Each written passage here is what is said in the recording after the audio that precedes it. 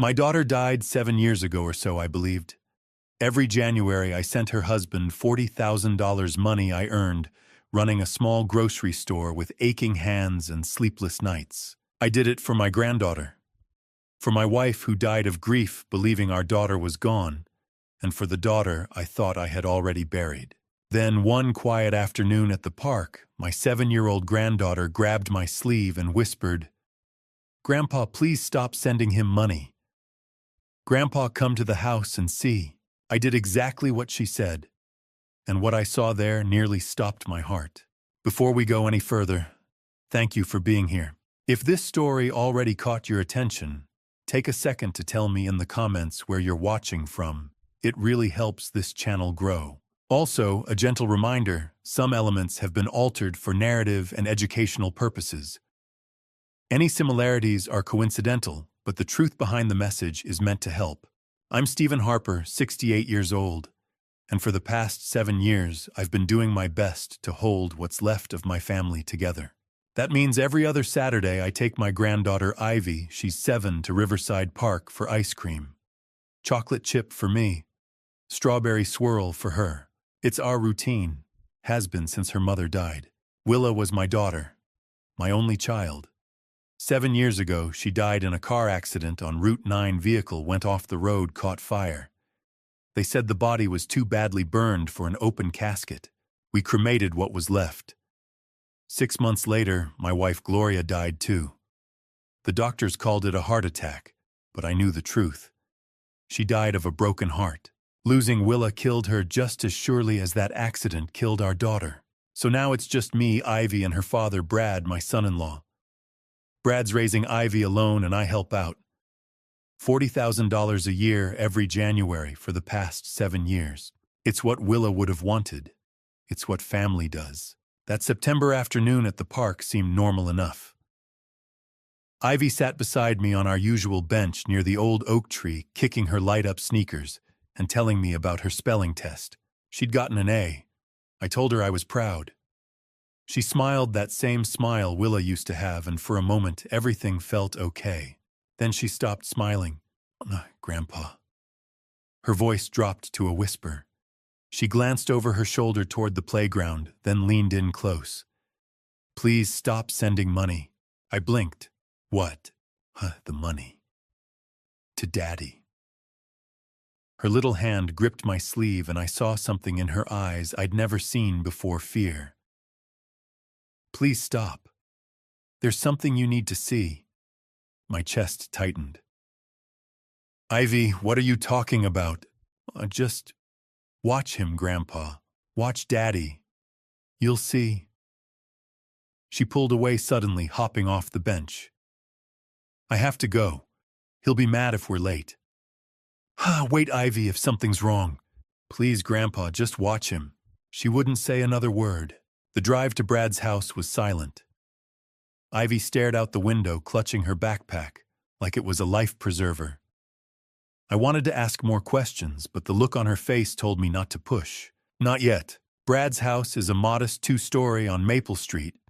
White siding, black shutters, a lawn that's always a week past, needing a mow. I'd helped him with the down payment 4 years ago, another check I'd written without thinking twice. He was waiting on the front steps when we pulled up. "You're late," he said flatly. "Traffic," I lied. Ivy was already out of the car, head down, hurrying toward the door. Brad barely looked at her. "Go inside and start your homework." She didn't say goodbye to me, just disappeared into the house. I stood there on the sidewalk watching through the window as Ivy sat down at the dining room table. Brad walked right past her, phone pressed to his ear, not even glancing her way. Something twisted in my gut. "Patskati." I called out before he could close the door. "Is everything okay with Ivy?" He shrugged. "She's fine. Why wouldn't she be? She just seemed quiet. She's 7. Kids get moody." He paused, then added, "Hey, any chance you could send next year's payment early? Got some expenses coming up." Next year's payment. It was September. I wouldn't normally send the money until January. "What kind of expenses?" "House stuff. You know how it is." He wasn't looking at me. Forget it. January's fine. The door closed. I got back in my car and sat there, engine-running hands gripping the steering wheel. My mind was racing. Watch him, Ivy had said. There's something you need to see. $40,000 a year. $280,000 over 7 years. That was a lot of money for a man who barely said thank you, a man who couldn't even look his own daughter in the eye. I drove home as the sun set, painting the Pennsylvania sky orange and purple. The house was quiet when I got there. It's been quiet since Gloria died. Some nights I still reach for her in my sleep, forgetting for half a second that she's gone. Tonight I couldn't even think about sleep.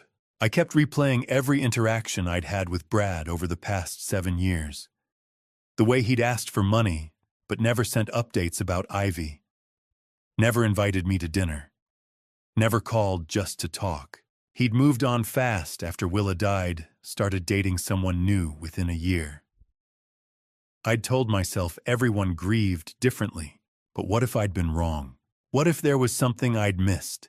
Willa's urn was sitting on my mantel downstairs. I'd kept it there for 7 years because I couldn't let go. Couldn't scatter her ashes like Gloria had wanted. It was all I had left of my daughter, or so I thought. I lay awake that night staring at the ceiling. What did Ivy mean? What was I supposed to see? The night they told me Willa was dead, I didn't believe them. It was March 15th, 2017. 2 officers stood on my front porch at 3 in the morning, their faces carefully neutral in that way cops learn to do when they're about to destroy your world. Behind them, the street was empty and cold. I remember thinking it was too quiet for news like that. There's been an accident on Route 9, the older one said. Your daughter's vehicle went off the road. Vehicle, not car, not Willa's Honda. Vehicle. Like using a distant word could soften what came next. She's at the hospital, I asked, already reaching for my coat. Gloria was behind me, gripping my arm. The officer shook his head. Sir, I'm sorry. There was a fire. Your son-in-law identified her from dental records. That's when Gloria's knees buckled. The details came in pieces over the following days. Willa had been driving home late from a friend's house, Natalie Hughes, her best friend since college. The car had veered off Route 9 near mile marker 47, hit a tree, and caught fire. By the time emergency crews arrived, the vehicle was fully engulfed. They said she died on impact. They said she didn't suffer. I've never been sure if that was true or just something they tell families. The funeral was closed casket. Had to be. Brad stood beside me at the service, Ivy on his hip. She was barely 6 months old then. And I remember thinking how wrong it was that my daughter's baby would never remember her mother's face, never hear her laugh, never know how Willa used to sing off-key in the shower or how she cried during sappy commercials. They gave us an urn, simple brass about the size of a shoebox. It sat on our mantel for a week before Gloria could even look at it. We should scatter her ashes at the lake, she said one morning, voice hollow. Remember how much she loved it there. We'd spent every summer at Lake Rayburn when Willa was growing up. She'd learned to swim there, caught her first fish, kissed her first boyfriend under the dock. Gloria was right, it was the perfect place. But then Gloria died. 6 months after we buried our daughter, my wife's heart gave out. Just stopped. The doctors called it cardiac arrest, but I knew better. You can die of a broken heart. I watched it happen. She got thinner, quieter, more distant every day, until one morning I woke up and she was gone. Found her in the kitchen, collapsed by the coffee maker, the same one Willa had bought us for Christmas 3 years earlier. After that, I couldn't bring myself to scatter the ashes. Couldn't let go of that urn. It felt like letting go of Willa all over again, and I'd already lost too much. So it stayed on the mantel. Still does. 7 years now. Harper Family Market kept me going. The store's been in my family for 35 years. My father started it back in 1989, and I took over when he retired. It's nothing fancy. Just a neighborhood grocery on the corner of 5th and Chestnut. The kind of place where people know your name and pay with crumpled bills from their jacket pockets. Mrs. Patterson buys her tea there every Tuesday. Old Joe Fletcher gets his lottery tickets every Friday. They all knew Willa. They all came to the funeral. After Gloria died, the store became my anchor. I'd open at 6 every morning, stock shelves ring up customers close at 8. The routine kept me sane, kept me from thinking too much about the empty house waiting for me at the end of each day, and I kept my promise to Willa. Before she died, she'd made me swear that if anything ever happened to her, I'd take care of Ivy, make sure she had everything she needed. So I did. $40,000 a year sent to Brad every January like clockwork. It wasn't about the money. It was about keeping my daughter's memory alive, about making sure Ivy had opportunities, stability, a future. Brad never said much about it. A quick thanks in a text message, maybe. No updates on how the money was being used. No invitations to see Ivy more than our every other Saturday ice cream trips. I told myself he was just private, that grief made people withdraw. But Ivy's words at the park kept circling back. Please stop sending money. There's something you need to see. I stood in front of Willa's urn that night after driving home from Brad's house. Just stood there in my living room, staring at it in the dim light from the street lamp outside. 7 years I'd kept this thing. 7 years I'd honored it like it was sacred. What if something was wrong? What if Ivy knew something I didn't? I thought about the accident again. The details that never quite added up. How Willa had been driving on Route 9, a road she knew by heart, and somehow lost control on a clear night. How the fire had been so intense there was nothing left to identify. How Brad had been the one to confirm it was her. I'd never questioned it. Why would I? Brad was her husband. He loved her. And I was drowning in my own grief, trying to keep Gloria alive, trying to keep myself from falling apart. But now, standing there in the quiet house with Ivy's frightened voice echoing in my head, I started to wonder, what had I missed? What was I still missing? For 7 years, I'd kept my promise. I'd sent the money. I'd trusted Brad. I'd believed the story they told me about the accident and the fire and the urn full of ashes. But now Ivy's words made me wonder. What was I really paying for? I saw the woman who would change everything on a Tuesday morning. The days after Ivy's warning at the park had been restless. I went through the motions, opening the store at 6 stocking shelves, helping customers, but my thoughts kept circling back to her words. Watch him. There's something you need to see. I tried. I drove past Brad's house twice, parked down the street like a nervous fool, and watched. Nothing seemed out of place. Just a man leaving for work, coming home, living his life. Maybe I was imagining things. Maybe Ivy had been confused the way children sometimes are. That's what I told myself anyway. Tuesday mornings at Harper Family Market are predictable. Mrs. Patterson comes in around 7 for her tea. Old Joe Fletcher arrives at 8 for lottery tickets and gum. By 9, there's a brief rush of people grabbing coffee before work. I know their routines. They know mine. It's comfortable.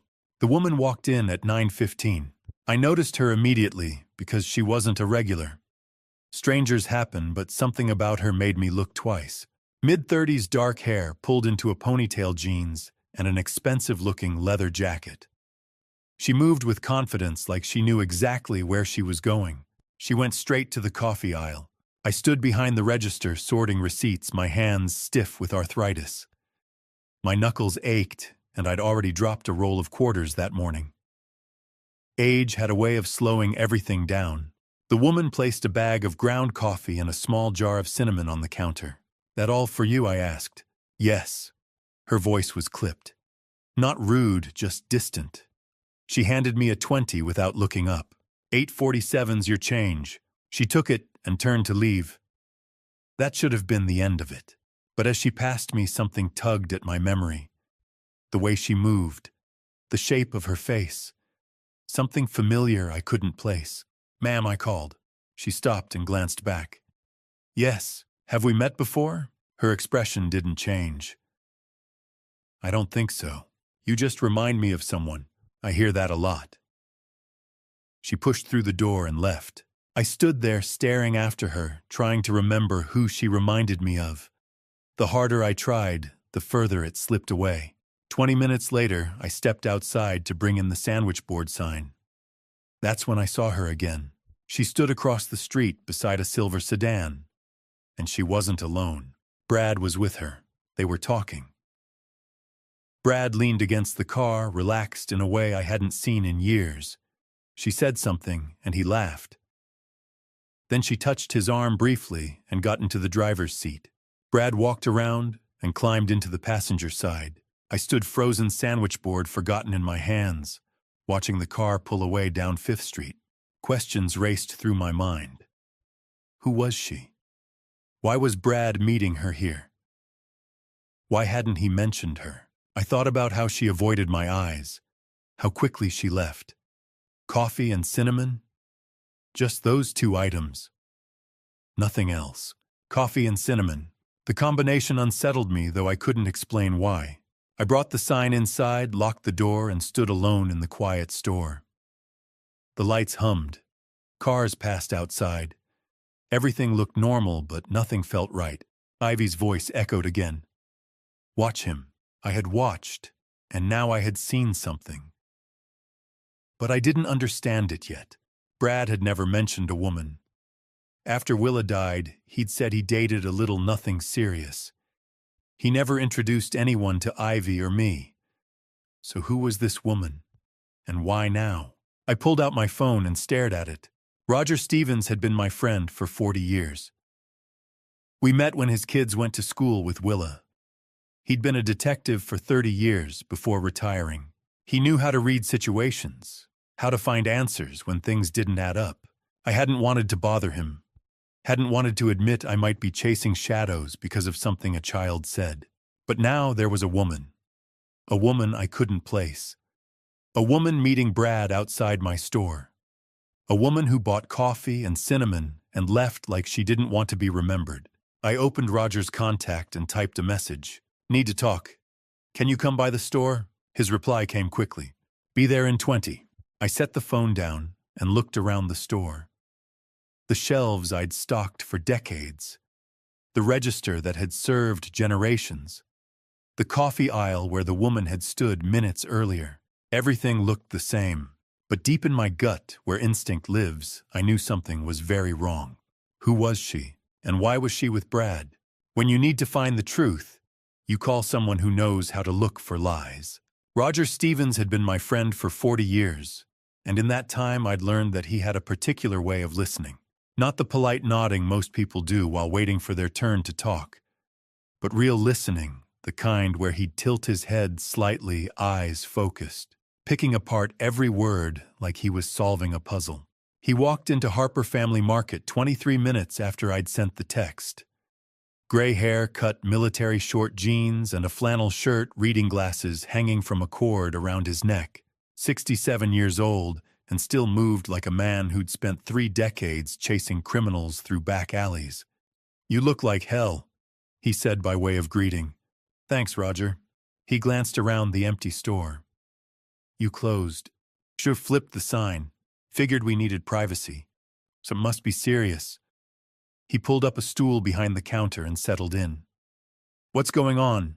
I didn't know where to start, so I started with Ivy. Told him about the ice cream at the park. The whisper, the fear in her eyes when she'd said, watch him. Roger didn't interrupt, just pulled a small notebook from his pocket. He always carried one even in retirement, and jotted down notes. Then I told him about this morning. The woman with the dark hair and leather jacket. Coffee and cinnamon. The way she'd avoided my eyes. How I'd seen her 20 minutes later getting into a car with Brad. You get a plate number? Roger asked. No, I was too surprised. Description of the vehicle. Silver sedan. Maybe a Honda or Toyota. I wasn't paying attention to the car. He made another note. What about the woman, height, weight, distinguishing features? I thought back, trying to remember details. 5'6", maybe 5'7". Thin, dark hair in a ponytail. Mid-30s. Expensive-looking leather jacket, brown with zippers. You said she reminded you of someone. Yeah, but I can't place it. Just a feeling. Roger tapped his pen against the notebook. And Brad's never mentioned a woman. Never. But you've been giving him $40,000 a year for 7 years. For Ivy, I said quickly. The money's for Ivy. Right. Roger's tone was neutral, but I knew what he was thinking. Stephen, when's the last time Brad gave you an update on how that money's being used? I opened my mouth to answer and realized I couldn't. Not a real answer anyway. Brad had never sent receipts, never explained expenses, just accepted the check every January with a quick thanks and moved on. He's raising a daughter alone. I said, defensive now. I'm sure it's going to good use. I'm sure. Roger set his pen down and looked at me. But Ivy told you to stop sending money and to watch Brad. That's not normal, Stephen. 7-year-olds don't say things like that unless something's wrong. I know. So what do you want me to do? That was the question, wasn't it? I'd called Roger because some part of me knew I needed help. But saying it out loud felt like crossing a line I couldn't uncross. I need to know what's going on, I said finally. I need to know if Ivy's safe. If Brad's, I don't know, doing something he shouldn't be. Roger leaned back on the stool, arms crossed. You want surveillance? Is that legal? On a public street, watching someone's comings and goings from outside their property. He shrugged. Not illegal. Not particularly ethical if you're doing it to a family member, but not illegal. The word family hit harder than it should have. Brad wasn't blood, but he was Willa's husband, Ivy's father. For 7 years, I'd sent him money because that's what family did. Now I was talking about spying on him like he was a suspect. I don't want to betray his trust, I said quietly. Then don't. Roger's voice was firm. Go home. Forget about the woman. Forget about Ivy's warning. Tell yourself everything's fine and keep writing those checks. I looked up sharply. You think I should ignore this? No. He met my eyes. I think you need to decide what matters more, Brad's trust or Ivy's safety. The words hung in the air between us. She's 7 years old, Roger continued. She came to you scared enough to whisper a warning in a park. She told you to stop sending money and to watch her father. Kids that age don't make things up, Stephen. They don't have the imagination for it. If Ivy's worried, there's a reason. I thought about Ivy's face at the park. The way she'd gripped my sleeve. The fear in her eyes. What do we do? I asked. Roger picked up his pen again. We start simple. I've still got some equipment from my detective days, cameras, recording devices, all legal for private investigation purposes. We set up outside Brad's house. Watch who comes and goes. See if the mystery woman shows up again. Track his routine. Look for patterns. For how long? As long as it takes. He flipped to a fresh page in his notebook. Could be a few days. Could be a couple weeks. Depends on what we find. And if we find nothing, then you'll know Ivy was confused, and you can sleep better at night. Roger looked at me over his reading glasses. But I've been doing this a long time, Stephen. And my gut says we're going to find something. Mine did too. That was the problem. When do we start? I asked. Tomorrow morning. I'll bring the equipment. We'll park down the street from Brad's place, see what happens. He stood tucking the notebook back into his pocket. Get some rest tonight. Once we start this, you need to be ready for whatever we find. I nodded, but I knew I wouldn't rest. Hadn't really rested since Ivy's whisper at the park. Roger headed for the door, then paused with his hand on the frame. Stephen, you're doing the right thing. Protecting a kid always is. Even if it means going behind Brad's back, especially then. He pushed the door open and the little bell above it chimed. See you tomorrow, 6 a.m. The door closed behind him, and I was alone in the store again. I stood there for a long moment, looking at the coffee aisle where the woman had stood that morning, at the register where she'd paid in cash, at the front window where I'd watched her drive away with Brad. Tomorrow we'd start watching, start looking for answers. And I'd cross a line I'd never imagined crossing. As I drove home, I felt like I was crossing a line, but I had to know. For Ivy, money tells a story. I just had to read it. Before we started watching Brad, I needed to look at my own records. That evening, I spread 7 years of bank statements across my kitchen table. The house was quiet, except for the hum of the refrigerator and the occasional creak of old wood settling. I'd made coffee strong black, the way Gloria used to make it when we'd sit up late doing taxes or planning Willa's college fund. The mug sat untouched beside me as I worked, steam rising into the dim light above the table. January 2018. $40,000 wired to Bradley Wallace. The memo line read, "Family support." January 2019. Same amount. Same memo. I went through every year. 2020, 2021, 2022, 2023, 2024. $40,000 every single time like clockwork. $280,000 total. I'd known the amount, obviously. I wrote the checks, authorized the transfers. But seeing it laid out like this 7 years in a row, 7 identical transactions, made it real in a way it hadn't been before. That was a fortune. A small fortune maybe, but more money than most people saw in a lifetime. And what did I have to show for it? I pulled out a shoebox I kept in the hall closet. The one with receipts and correspondence, anything related to Brad and Ivy. I sorted through 7 years of paperwork, looking for proof that the money had been used properly, proof that Brad was grateful, proof of anything, really. What I found was nothing. No thank you notes. No updates on Ivy's education or activities. No pictures of school events or birthday parties.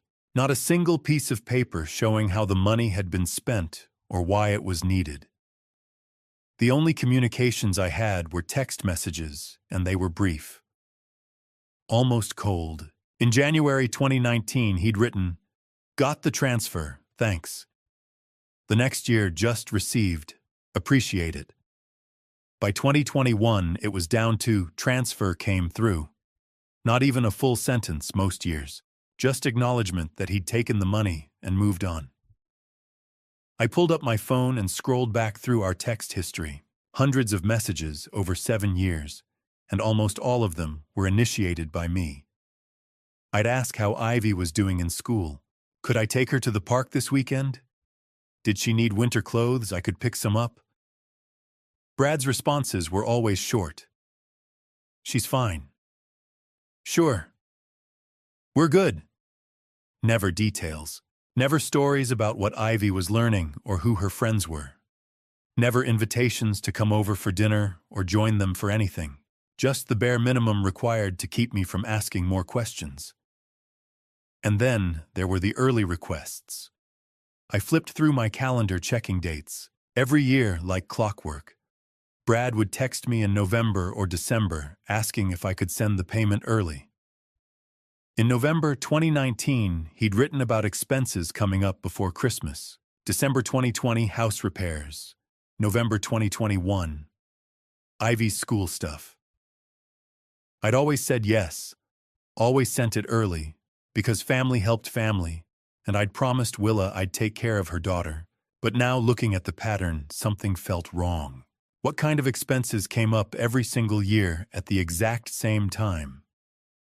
And why did a man receiving $40,000 annually need it early? What was he spending it on that couldn't wait a few weeks? I opened my laptop and pulled up Brad's social media, something I rarely did.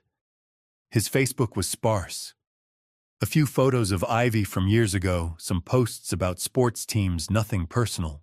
His privacy settings were tight, so I could barely see anything. But one thing I could see was that his relationship status had changed 2 years ago from widowed to in a relationship. Then 6 months later, it went back to blank. He'd never mentioned dating anyone. Never introduced anyone to Ivy or me. Who had it been? And what happened? I thought about the woman from this morning. The coffee and cinnamon. The way she'd touched Brad's arm before getting in the car. Was she the one? Or someone new? I pulled out a legal pad and started making notes. Not because I knew what I was looking for, but because Roger had taught me once that patterns emerged when you wrote things down. I wrote down everything I could think of. Brad asking for money early every November or December. Never providing updates or receipts. Minimal communication. No family involvement. The relationship status changed from 2 years ago. The mystery woman today. Then I wrote down my questions. Where was the $280,000 going? Who was the woman? Why did Ivy want me to stop sending money? What was Ivy afraid of? I set the pen down and looked at the pile of bank statements. 7 years of faith. 7 years of trust. 7 years of believing Brad was doing right by my granddaughter, because I couldn't imagine a father doing anything else. But what if I'd been wrong? I got up and walked to the living room, where Willa's urn still sat on the mantel. Beside it was a framed photo of Willa, Gloria, and me at Lake Rayburn the summer before the accident. Willa was laughing, head thrown back, Gloria's arm around her shoulders. Both of them looked so alive. "I'm trying, Willa," I said to the photo. "I'm trying to do right by Ivy. I just don't know if I've been doing it the right way." The house was silent. I picked up another photo from the bookshelf, this one of Ivy from last year. She was sitting on the front steps of Brad's house, arms wrapped around her knees, not quite smiling. I'd taken it during one of my visits. At the time, I'd thought she looked thoughtful. Now I wondered if she'd looked sad. How long had she been trying to tell me something was wrong? I gathered all the bank statements and organized them by year. Added the screenshots of our text messages. The information about his social media. The notes I'd just written. Everything Roger might need to understand what we were dealing with. I put it all in a folder and set it by the front door so I wouldn't forget it in the morning. $280,000. That number kept echoing in my head. Not because it was money I couldn't afford to give. The store did well enough, and Gloria and I had been careful savers. But because it represented 7 years of promises. 7 years of trying to honor Willa's memory by taking care of her family. What if her family didn't need taking care of?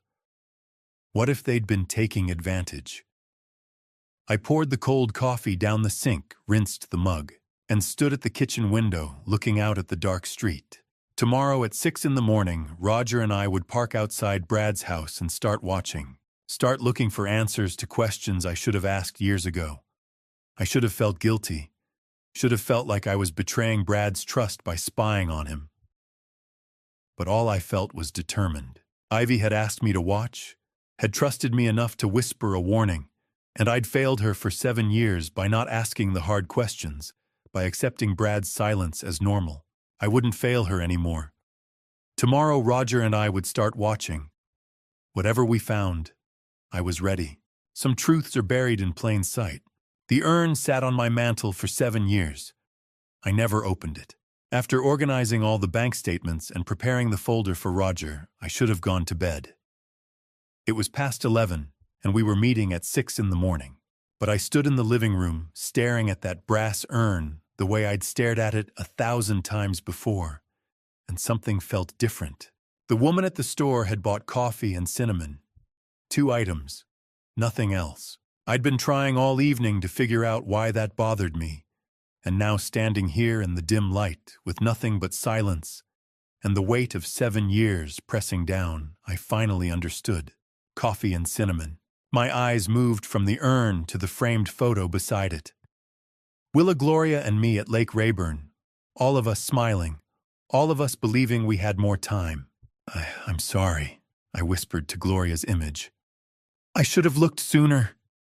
I'd avoided the urn for 7 years. Told myself it was because I couldn't let go, because opening it meant accepting that Willa was really gone. But maybe the truth was simpler.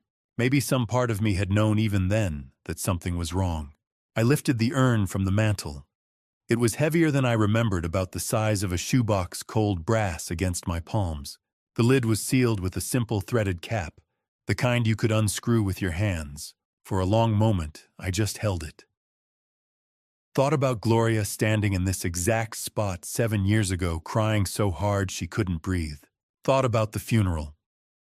The closed casket, Brad's face carefully neutral as he accepted condolences. Thought about Ivy, 6 months old and oblivious, sleeping through her mother's memorial service. I carried the urn to the kitchen table and set it down under the overhead light. My hands shook as I gripped the lid. "Forgive me, Willa," I said and twisted. The lid came off easily. Too easily. Like it had been opened before. Inside was a clear plastic bag tied at the top with a twist tie. Through the plastic, I could see dark powder, almost black in the harsh kitchen light. It looked like ash. Looked exactly like what you'd expect cremated remains to look like. I untied the bag and peered inside. The powder was coarse, not fine. Grainy. I reached in and let some run through my fingers. It felt wrong. Too rough. Too textured. Then I smelled it. Coffee. Not the faint, burnt smell of cremated remains. Not the sterile nothing of ash. But coffee. Rich, dark, unmistakable. My stomach turned. I brought the bag closer, inhaling deeper. Yes. Definitely coffee. And something else underneath it. Something sweet and spicy. Cinnamon. The kitchen tilted. I gripped the edge of the table to steady myself. No. No, this couldn't be right. This was Willa. This was my daughter. They'd told me it was her. Brad had identified her. The funeral home had handled everything. I dumped the contents of the bag onto the table. Brown powder spilled out in a heap. Coffee grounds, darker in some spots, lighter in others. I sifted through it with my fingers, searching for something, anything that looked like bone. Like the fragments they tell you remain after cremation. Nothing, just coffee. And mixed throughout flecks of reddish-brown that I recognized immediately from 35 years of running a grocery store. Cinnamon, ground cinnamon. I touched one of the flecks to my tongue. Sweet. Spicy. Definitely cinnamon. The powder wasn't ash. It was coffee grounds and baking spices, the kind you'd buy at any store. The kind a woman with dark hair and a leather jacket had bought from my store just this morning. For 7 years I'd kept this urn on my mantel.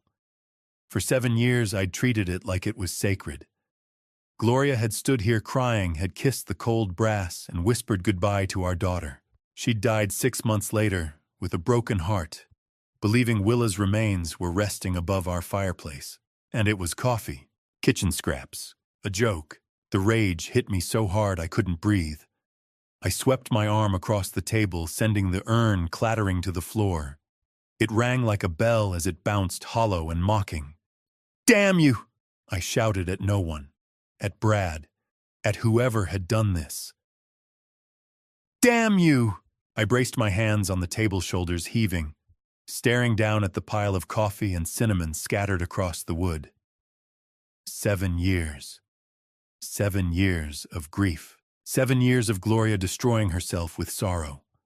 7 years of me honoring an empty promise, paying money to a man who'd helped fake my daughter's death. Because that's what this was. Had to be. If the urn was fake, then the funeral was fake. If the funeral was fake, then maybe the body was fake. And if the body was fake, my phone was in my hand before I'd consciously decided to pick it up. I pulled up Roger's contact and called. He answered on the second ring, voice groggy. "Stephen, it's almost midnight." "The urn!" My voice came out hoarse, shaking. "Roger, the urn is fake." Silence on the other end. Then more alert. "What do you mean, fake?" I opened it. "It's not Willa, it's coffee. Coffee and cinnamon. Just like the woman at the store bought this morning." I heard rustling like he was sitting up. "You're sure?" "I'm looking at it right now. Spread all over my kitchen table." I laughed, but it came out broken. My wife died thinking our daughter's ashes were on the mantel. And it was coffee the whole time. "Stephen." Roger's voice was calm, steady, the detective voice. "Listen to me. Don't touch anything else. Don't clean it up. I'm coming over right now. They lied to us." The words felt thick in my throat. The funeral, the body. Brad identified someone who wasn't Willa. They burned someone else and gave us kitchen scraps in a brass box. "I'm 10 minutes away. Stay there. Don't call Brad. Don't call anyone. I'm coming." The line went dead. I stood in my kitchen, surrounded by coffee grounds and cinnamon, staring at the overturned urn on the floor. The house was silent, except for my ragged breathing. 7 years ago, they'd told me my daughter was dead. They'd shown me a closed casket. They'd handed me this urn and told me it contained her remains. And I'd believed them. Gloria had believed them. We'd mourned. We'd broken. We'd died a little bit ourselves. And it was all a lie. I looked at the scattered coffee grounds, at the cinnamon mixed throughout, at the empty brass urn lying on its side. My daughter's urn was a lie. What else had they lied about? Surveillance is mostly waiting, but when something happens, everything changes. Roger brought the cameras the next morning. He'd stayed until nearly 1 a.m., the night before, documenting the coffee grounds and cinnamon from the urn, photographing everything, and scribbling notes into his small notebook. Before leaving, he told me to get some sleep and that we'd start surveillance at dawn. I tried. I lay awake thinking about brass urns, kitchen scraps, and 7 years of trust that might have been misplaced. When Roger knocked at 5:30, I was already dressed. "You look terrible," he said, hauling 2 black duffel bags inside. "Didn't sleep? Figured." He set the bags on my kitchen table and unzipped one.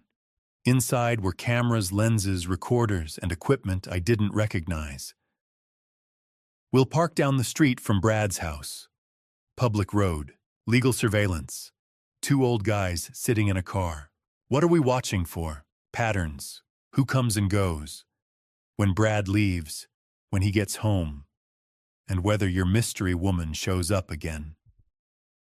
He lifted a camera with a long lens. "And maybe we learn where $280,000 went."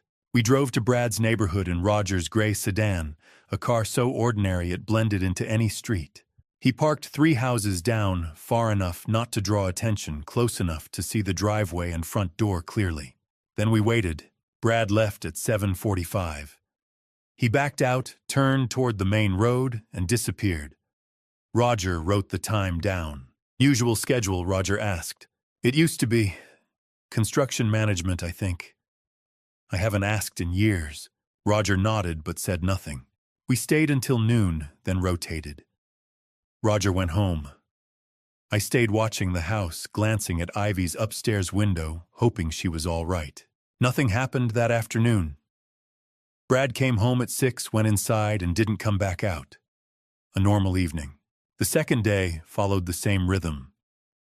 Brad left at 7:45. Came home at 6. Roger and I took shifts documenting everything. Then late afternoon on day 2, the woman arrived. The same silver sedan from the store. She pulled into Brad's driveway at 2:30, walked to the front door, and unlocked it. "She has a key," I said, calling Roger. He arrived 20 minutes later with the telephoto lens. We watched as Brad and the woman sat on the couch. We couldn't hear them, but we could see her lean close, see Brad laugh, see her touch his arm with easy familiarity. They looked comfortable, familiar. "Who is she?" I asked. "When did Brad last mention dating?" Roger snapped photos. "He hasn't, not once." She stayed 2 hours. When she left, Brad walked her to her car. They stood in the driveway talking. Her hand rested on his chest. His hand settled at her waist. Then she drove off. Roger wrote down her license plate. The third day she came back. Same time, same routine. Stayed an hour. Left. That weekend when I took Ivy for ice cream, Brad didn't mention her. Didn't mention dating. Acted like nothing had changed, but something had. By day 4, we knew Brad's routine. Up at 7. Gone by 7:45. Home by 6. The woman visited every other afternoon. Then, on the fourth morning, everything shifted. Brad left at 10 a.m. That's new, I said. Roger started the engine. Let's see where he goes. We followed him, keeping distance. Past Harper Family Market, past familiar streets, into the industrial district on the east side of town. Warehouses, loading docks, semi-trucks. Brad turned onto East Industrial Avenue and pulled into a worn parking lot. A large brick warehouse, building 447, narrow windows, few cars. He parked near a side entrance and went inside. Roger stopped across the street behind a delivery truck. What is this place? I asked. Roger searched on his phone. Warehouse, owned by a holding company. Used for storage or light manufacturing. Why would Brad be here? That's what we need to learn. We waited. 45 minutes passed before Brad came out, got in his car, and drove away. We stayed. What do you think he's doing in there? I asked. Roger tapped his notebook. Could be storage. A side operation. Meetings. With her, maybe. He wrote down the address. We come back. Watch this place like his house. I stared at the building. Tall, sealed windows. Quiet. Empty looking. But Brad had just spent 45 minutes inside. There's something in there, I said. Roger nodded. Yeah. And we're going to find out what it is. I spent the entire night pacing through my house, unable to sleep.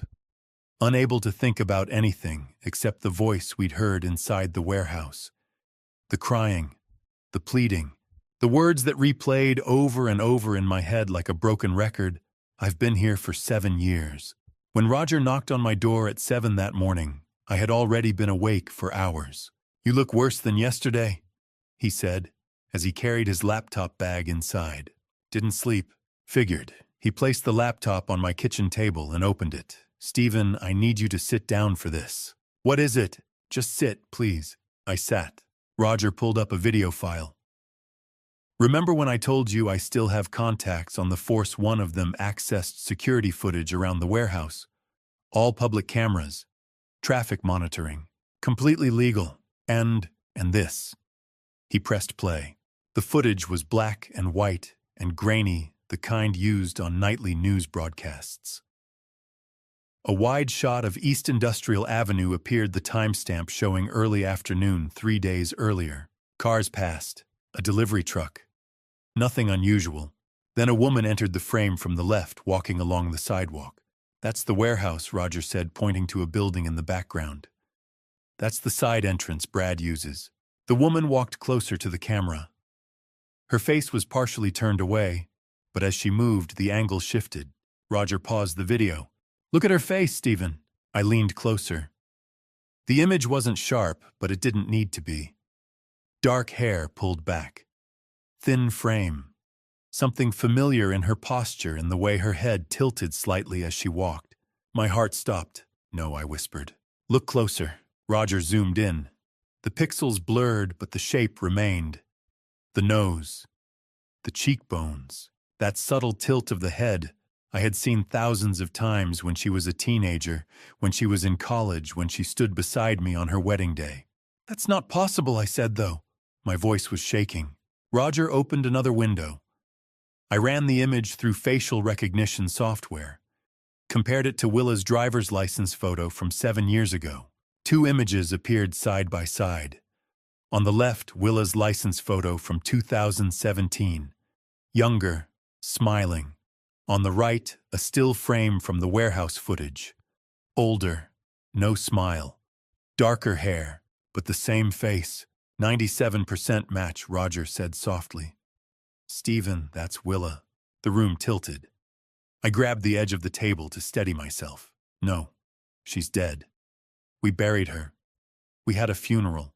You had a closed casket funeral, Roger said gently. You cremated someone. But you never saw a body. And the urn was filled with coffee grounds. I stared at the screen, at my daughter's face, changed older but unmistakably alive. She's alive, I whispered. Yes. Willa's alive. Yes. The words didn't make sense. For 7 years, I had mourned her. I had stood at her grave, at that empty grave with its false headstone, and talked to her like she could hear me. For 7 years her urn sat on my mantel, and I believed it held her ashes, and she was alive. The grief came first. Not relief, not joy.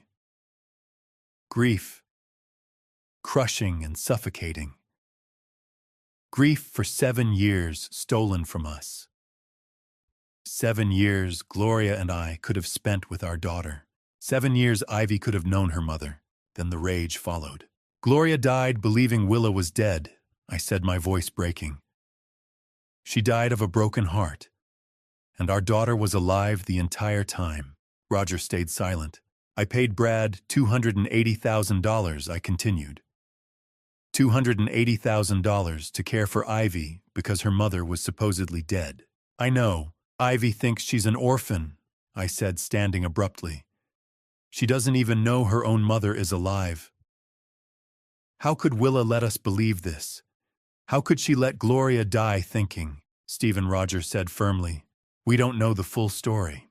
What story could possibly justify this? I don't know, he said. But think about what we heard yesterday. That voice in the warehouse. She was crying, begging. She said she'd been there for 7 years. Does that sound like someone who chose to disappear? I stopped. The words echoed again in my mind. I've been here for 7 years. She's not free, Roger continued.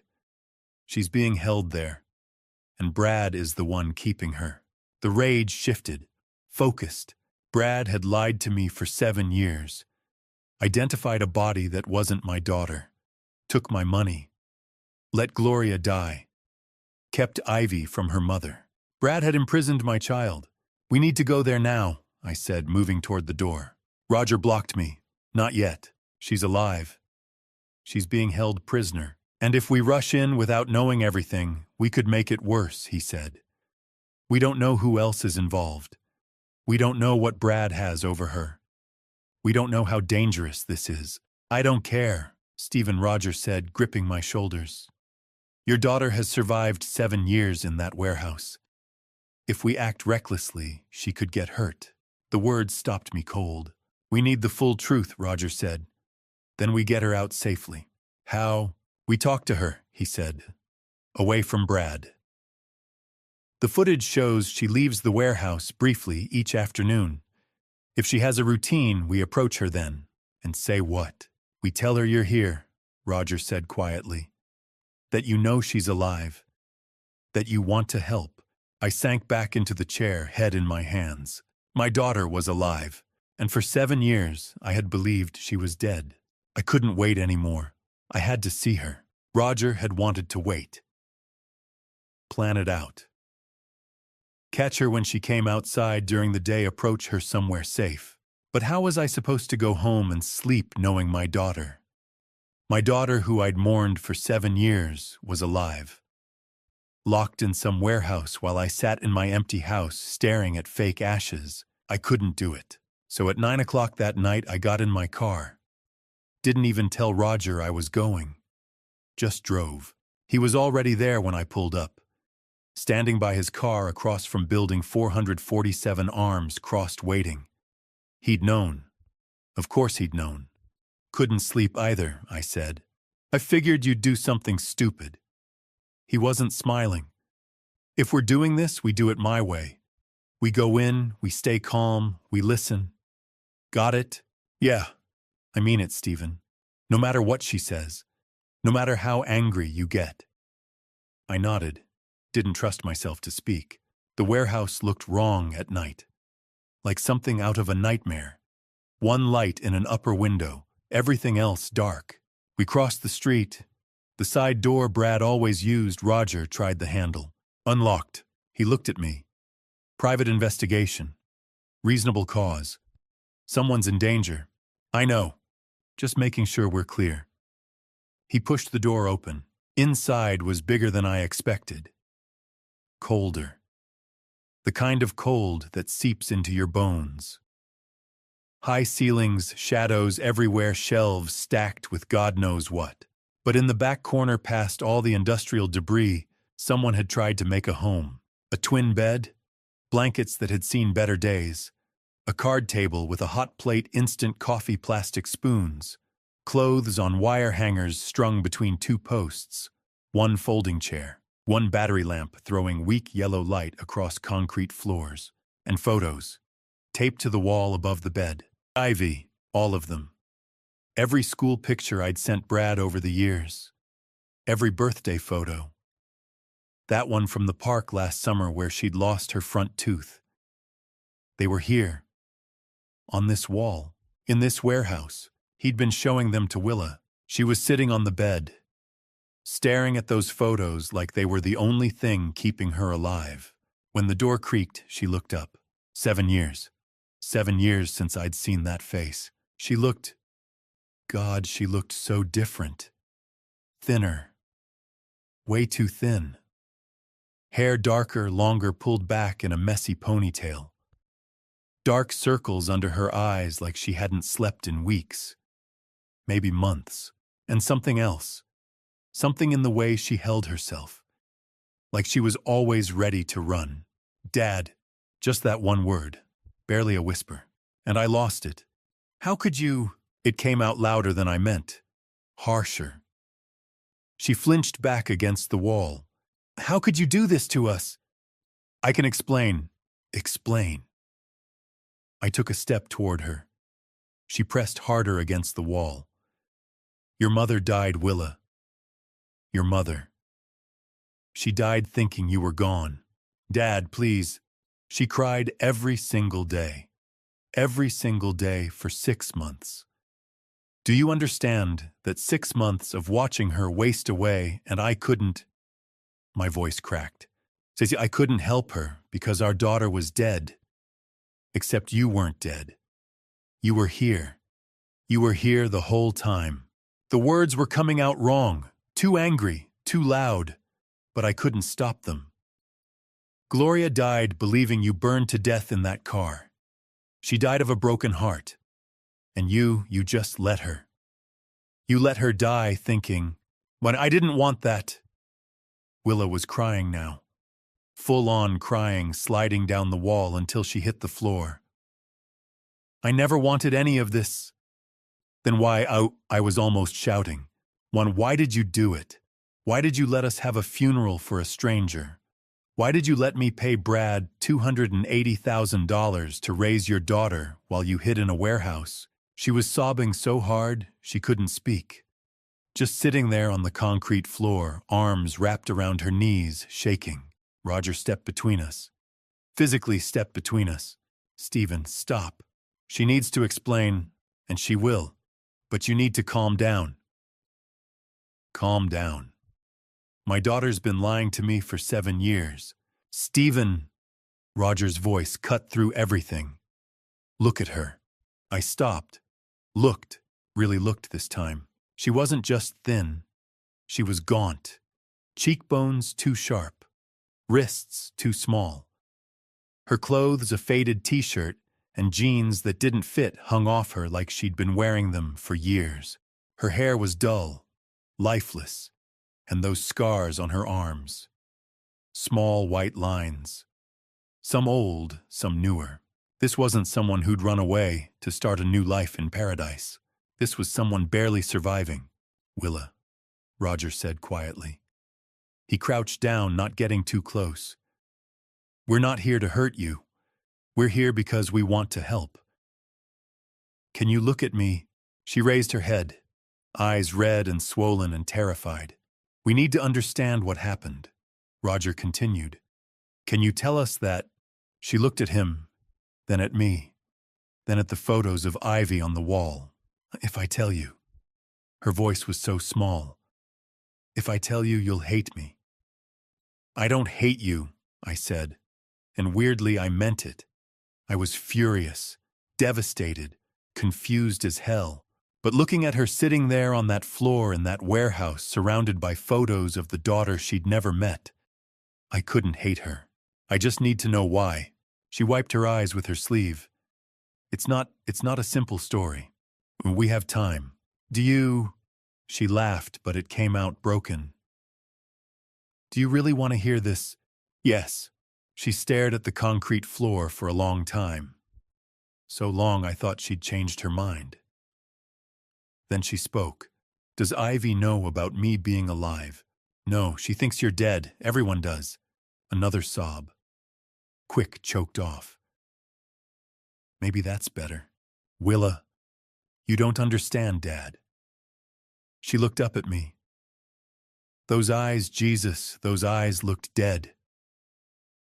You don't understand what I did, what I am. So help me understand. Silence. Just the sound of her breathing. Ragged. Uneven. Finally, 7 years ago, something happened. Something I can't take back. And the only way to survive was to disappear. To let everyone think I was dead. What happened? Roger asked. She closed her eyes. If I tell you, you have to promise me something. What? That you won't tell Ivy. Ever. She can't know about this. About me. About any of it. Willa, promise me. Her voice cracked. Please.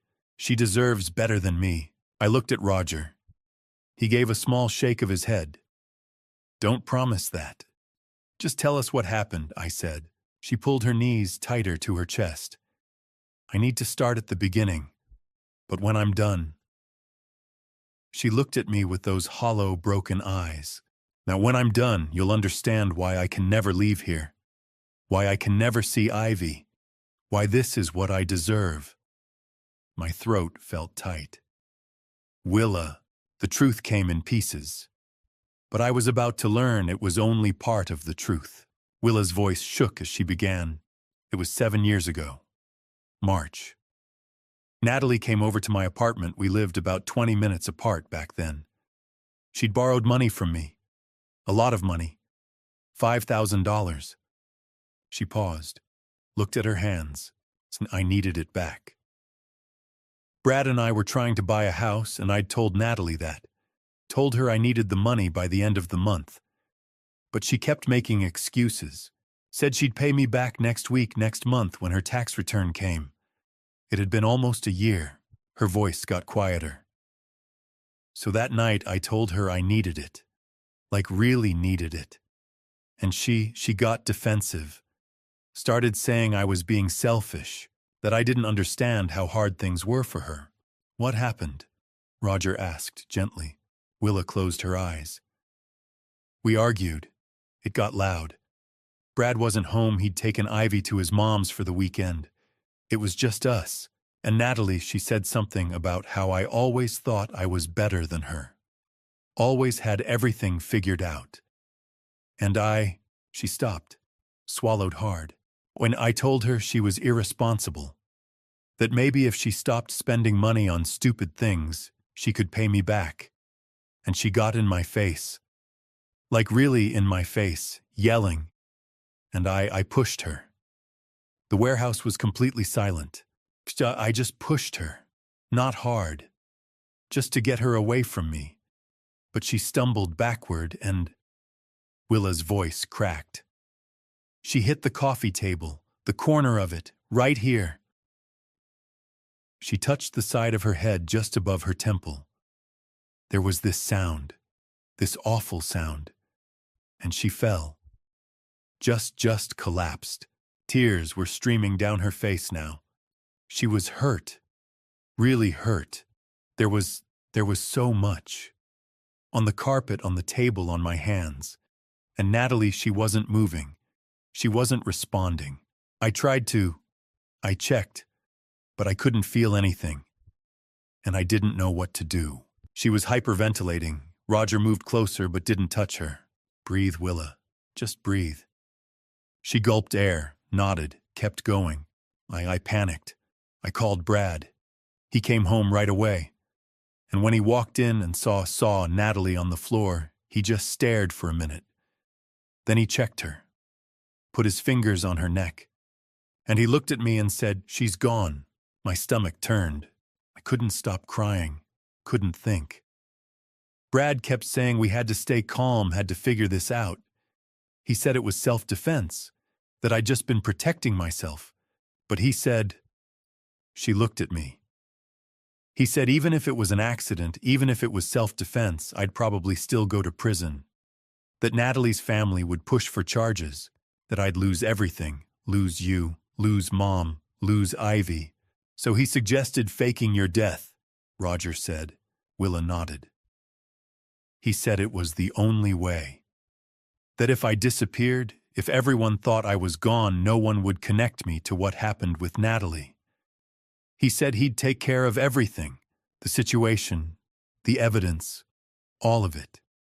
I just had to trust him. And you did. What choice did I have? Her voice rose, desperate. My best home right away. And when he walked in and saw Natalie on the floor, he just stared for a minute. Then he checked her, put his fingers on her neck, and he looked at me and said, she's gone. My stomach turned. I couldn't stop crying, couldn't think. Brad kept saying we had to stay calm, had to figure this out. He said it was self-defense, that I'd just been protecting myself. But he said, she looked at me. He said even if it was an accident, even if it was self-defense, I'd probably still go to prison. That Natalie's family would push for charges, that I'd lose everything, lose you, lose Mom, lose Ivy. So he suggested faking your death, Roger said. Willa nodded. He said it was the only way. That if I disappeared, if everyone thought I was gone, no one would connect me to what happened with Natalie. He said he'd take care of everything, the situation, the evidence, all of it. I just had to trust him. And you did. What choice did I have? Her voice rose, desperate. My best friend had I was responsible for what happened. I was terrified. And Brad was so calm, so sure. He said he knew someone who could help, someone who worked at the morgue. I felt sick. Gary. I don't know his name. Brad never told me. But yeah, someone at the morgue. Brad said he could help us with the situation. Someone who had passed without family. Someone no one would miss. She shuddered. It sounds so horrible saying it out loud. What happened to Natalie? Roger asked. Brad said he took care of everything, that no one would ever find out. He wouldn't tell me where, said it was safer if I didn't know. Willa wrapped her arms around herself. And that same night he brought me here, to the warehouse, told me to stay put while he arranged everything. The accident, the funeral, all of it. The Route 9 accident, I said. Yeah. He staged it to look like I'd crashed. The car caught fire. Made sure what they found couldn't be identified. Then he came back here and told me it was done. Everyone thought I was gone. And now I had to stay hidden until it was safe. Safe from what? Roger asked. From the police.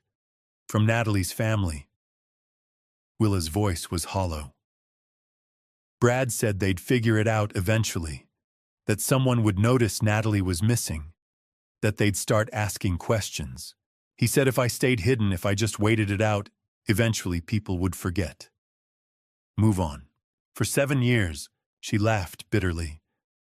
It was supposed to be temporary. A few months, maybe a year. But every time I asked when I could leave, Brad said it wasn't safe yet. That the police were still looking. That Natalie's family hired a private investigator. That people were asking questions about me. She looked at the photos of Ivy on the wall. He said it was better this way. That Ivy was safer not knowing me. That if I came back, if anyone found out what happened, Ivy would suffer for it. So I stayed. For her. To protect her. My chest felt tight. Willa, did you know I was sending Brad money? What money?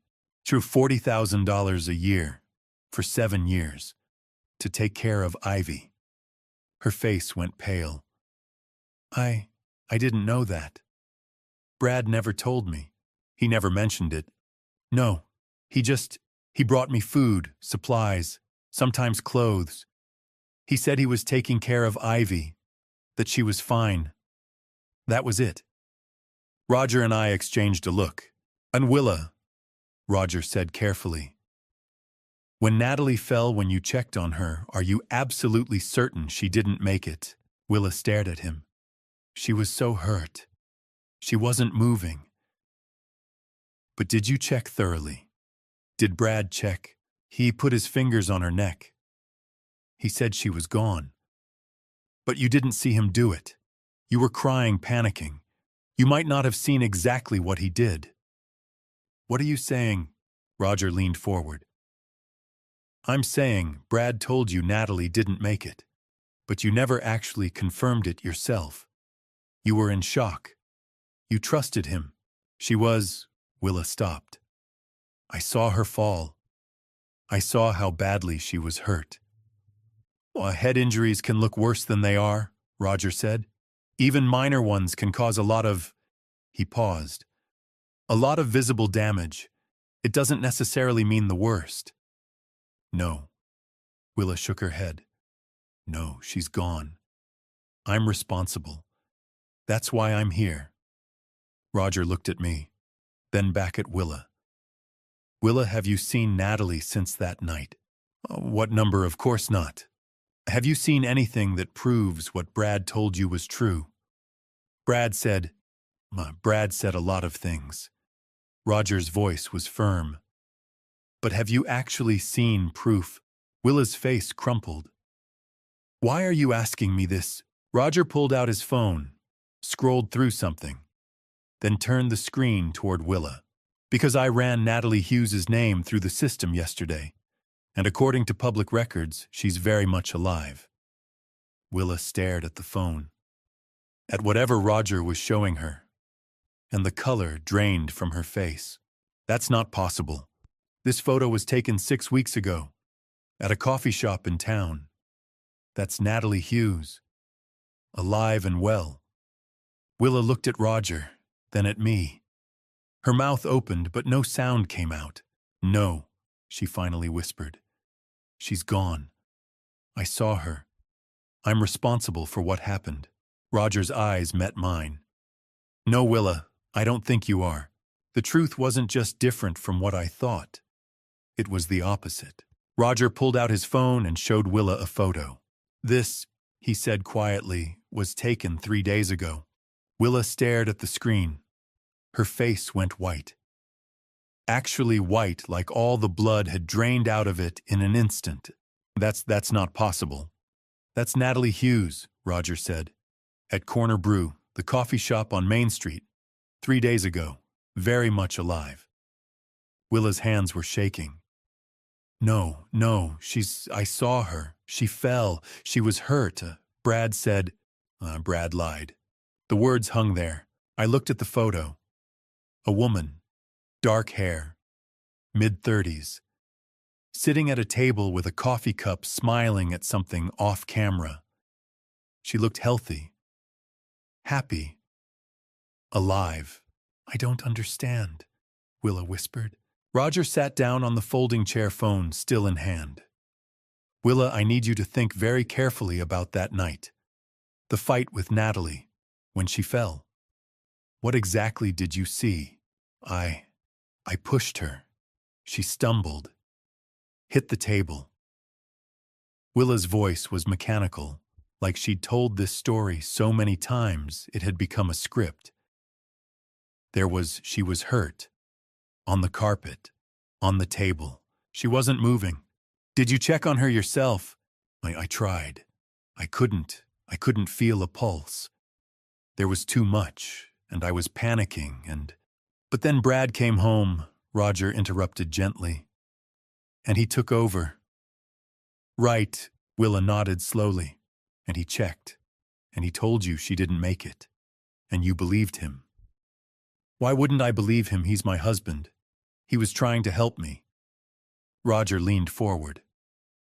Willa, I don't think Natalie was ever hurt. I think the whole thing was staged. Silence. Complete silence. Yeah, what? Willa's voice was barely audible. The fight. The fall. The Roger paused. The scene. I think Brad and Natalie set it up. Fake scenario. designed to make you believe you'd done something terrible. That's insane. Is it? Roger pulled up another photo. This is Brad and Natalie, 2 years ago, at a restaurant in Wilmington. He swiped. Another photo. This is them last year. Same restaurant. Swipe. 6 months ago. Hotel in Newark. He kept swiping. More photos. Brad and Natalie. Together. Close. Intimate. They've been seeing each other for years, Willa. Long before that night in your apartment. Willa stared at the photos. Her mouth opened, but nothing came out. I think they planned this from the beginning, Roger continued. The fight was fake. Brad probably told Natalie exactly what to do, how to fall, how to make it look bad. They probably used theater makeup, fake scenario materials, made it look worse than it was. But you saw what they wanted you to see. And then Brad came in and confirmed it. Told you Natalie was gone. That you were responsible. That you had to hide. Roger's voice was firm, but not harsh. He manipulated you, Willa. He used your panic and your guilt to control you. And he's been controlling you for 7 years. The warehouse felt impossibly cold. Why? Willa asked. Why would they do that? Roger looked at me, then back at Willa. Salmonai, I said. My voice sounded strange, hollow. My money. Willa's eyes widened. For 7 years, I've been sending Brad $40,000 a year, $280,000 total, to take care of Ivy. I felt sick saying it out loud. He convinced me it was for Ivy, but it was for him and Natalie. I didn't know, Willa whispered. I swear I didn't know. I know you didn't. Roger pulled up his phone again. I've been digging into Brad's finances. He's got an offshore account. Started 7 years ago right after your accident. The money's been flowing in regularly. $40,000 a year like clockwork, plus other amounts, smaller transfers. From where? I'm still working on that. But I found something else. He showed us a bank statement. 3 weeks ago, Brad transferred most of the account balance, just over $60,000, to a different account. In the Cayman Islands, my stomach dropped. He's planning to run, Roger said. Him and Natalie take the money and disappear. Willa looked like she might be sick. So none of it was real. The fight, the accident, the hiding. None of it. Oh, the hiding was real, Roger said quietly. But it wasn't to protect you from the police. It was to keep you locked up. Out of the way. So Brad could collect your father's money and live his life with Natalie without you interfering. 7 years. 7 years my daughter had been trapped in this warehouse, believing she was a criminal while her husband and her best friend lived free. Took my money. Took everything. He used me, Willa said. Her voice was shaking. He used me and Mom. Mom passed thinking I was gone. Because of them. Because of their lies. Yes. And Ivy. Ivy doesn't know me because they... She couldn't finish. I moved closer. Crouched down beside her. Put my hand on her shoulder. She flinched. Then looked at me. Really looked at me. Dad, I'm so sorry. I should have known. I should have checked. I should have... Wow, you were manipulated, I said. My throat felt tight. This isn't your fault, Willa. None of this is your fault. You were a victim. You still are. But Mom would want you to live. The words came out fiercer than I intended. She would want you to be free, and she would want us to make this right. Willa's face crumpled. She started crying, not the panicked sobbing from before, but something deeper. Grief. Relief. 7 years of pain pouring out. I pulled her into a hug. My daughter. Alive. Broken. But alive. Roger gave us a minute. Then he cleared his throat. Stephen, Willa, I know this is a lot, but we need to act fast. If Brad's planning to run, we don't have much time. I pulled back, looked at Roger. What do we do? We need evidence, real evidence, the kind that'll hold up in court. Roger stood. Financial records help, but we need more. We need Brad and Natalie to confess. On record. How do we do that? Roger looked at both of us. We set a trap. We make them think they've won, that they're safe, and then we get them to admit everything. Willa wiped her eyes. How? You, Roger said, looking at her. You're the key. Brad thinks you're completely under his control. Thinks you believe everything he's told you. We use that. You want me to talk to him? But I want you to wear a wire. Confront him. Get him talking. And once he starts, once he thinks you're still too scared to do anything about it, he'll tell you the truth. Willa looked terrified. But then something changed in her face. A hardness I hadn't seen before. He kept me here for 7 years, she said quietly.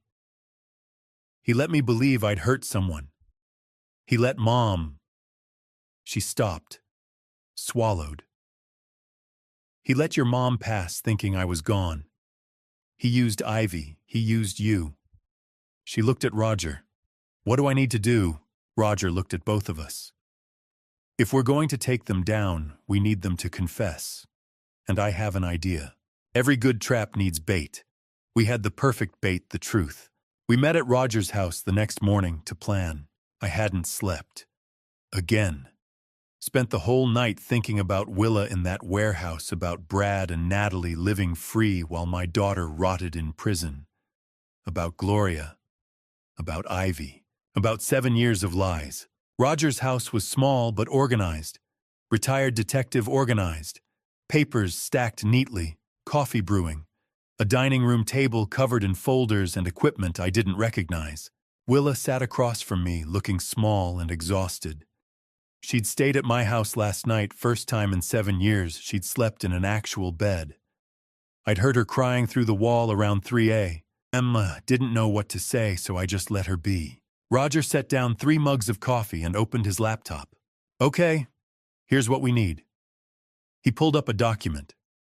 Brad and Natalie have to confess. On record. Admissible in court. That means we need audio, clear audio, no ambiguity. How? I asked. On wire. We put a recording device on Willa. She goes back to the warehouse. When Brad shows up, and he will show up, he always does, she confronts him. Gets him talking. Once he thinks she's still under his control, he'll admit everything. Willa's coffee mug shook in her hands. You want me to talk to him? After everything. I know it's hard. Hard. Her voice cracked. He kept me locked up for 7 years. He made me think She stopped. And you want me to sit there and act like everything's fine? No, Roger said firmly.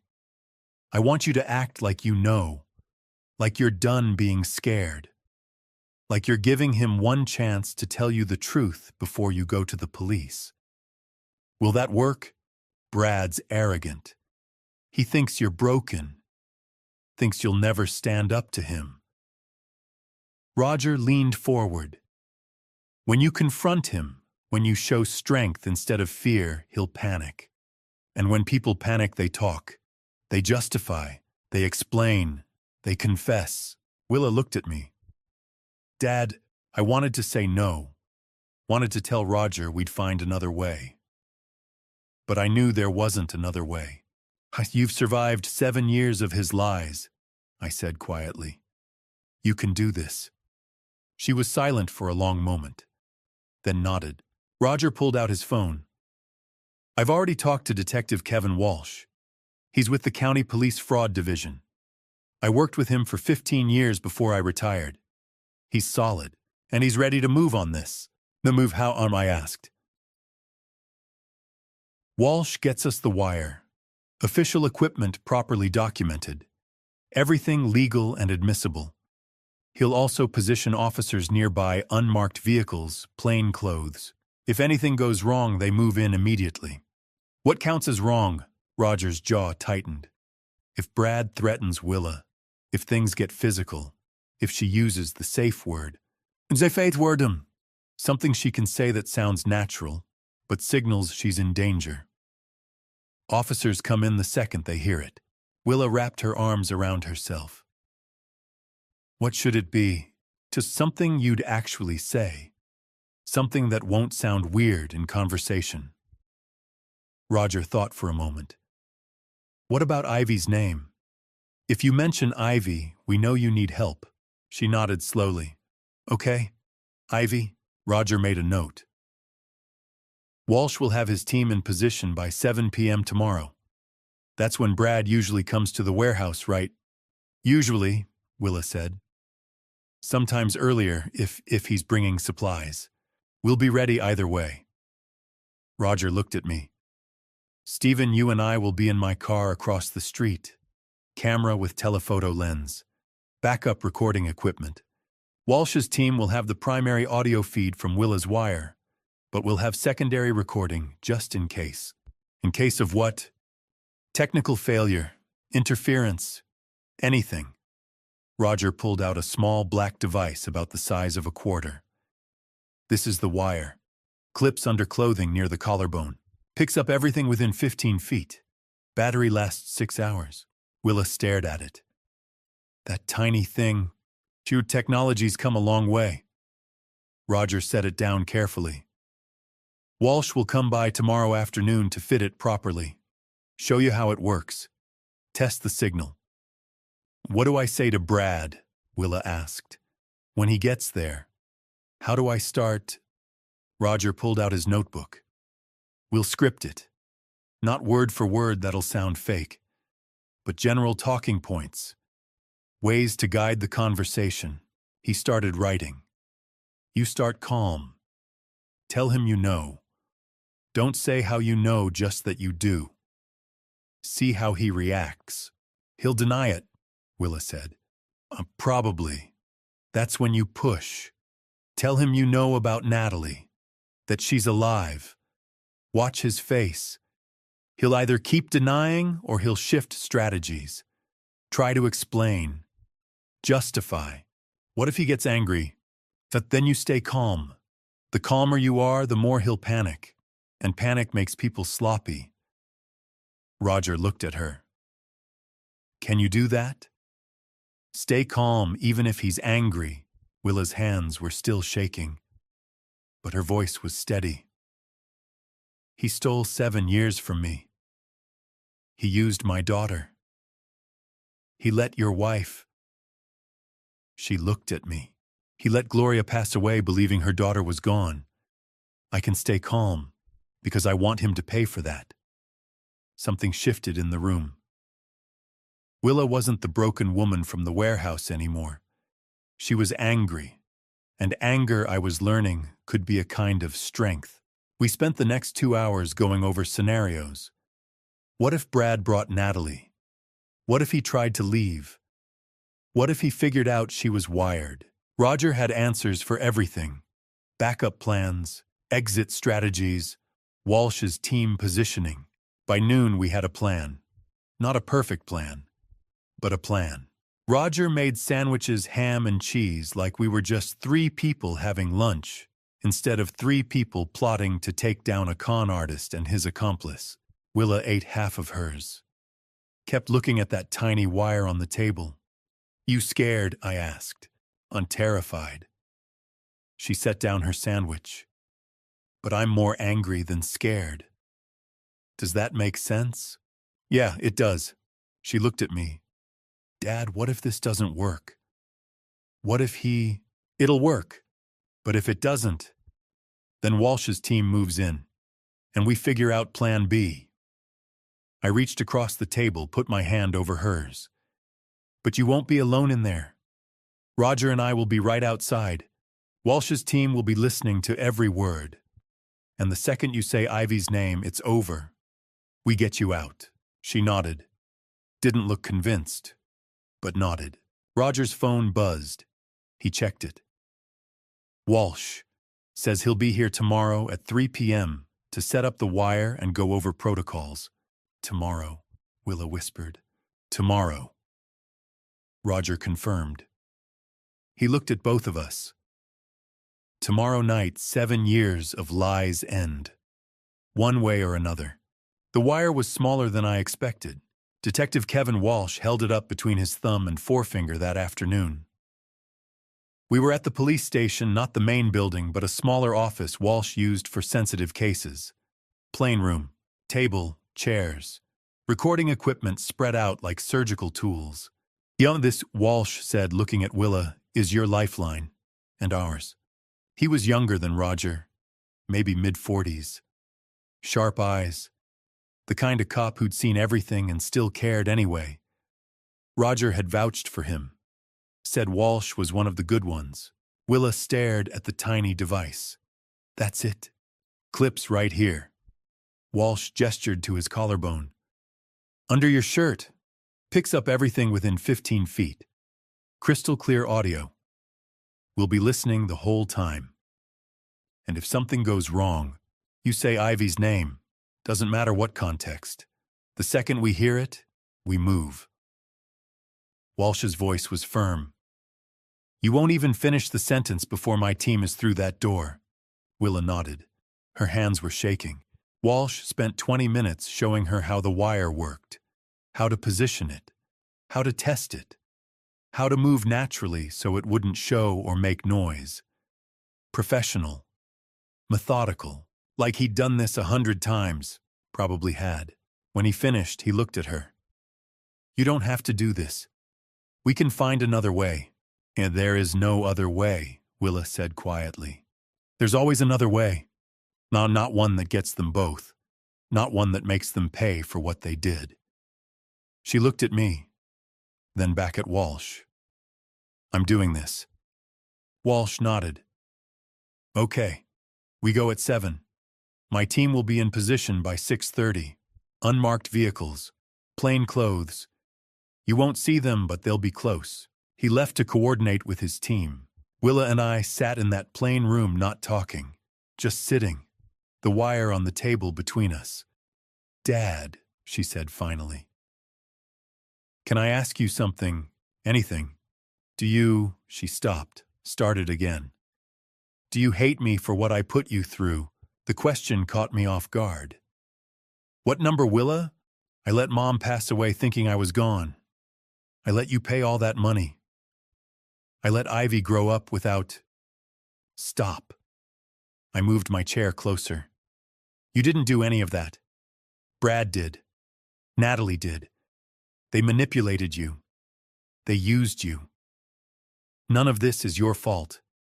But I should have known. I should have checked. I should have... You were terrified. You thought you'd hurt someone. You trusted your husband to help you. I took her hand. Willa, you were a victim. You still are.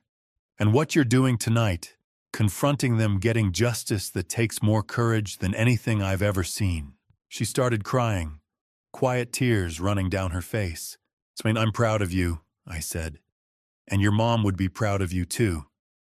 She squeezed my hand. We sat like that for a long time. Then it was 6 o'clock. Time to go. Walsh came back with the wire. Helped Willa put it on. Tested the signal. Clear as a bell.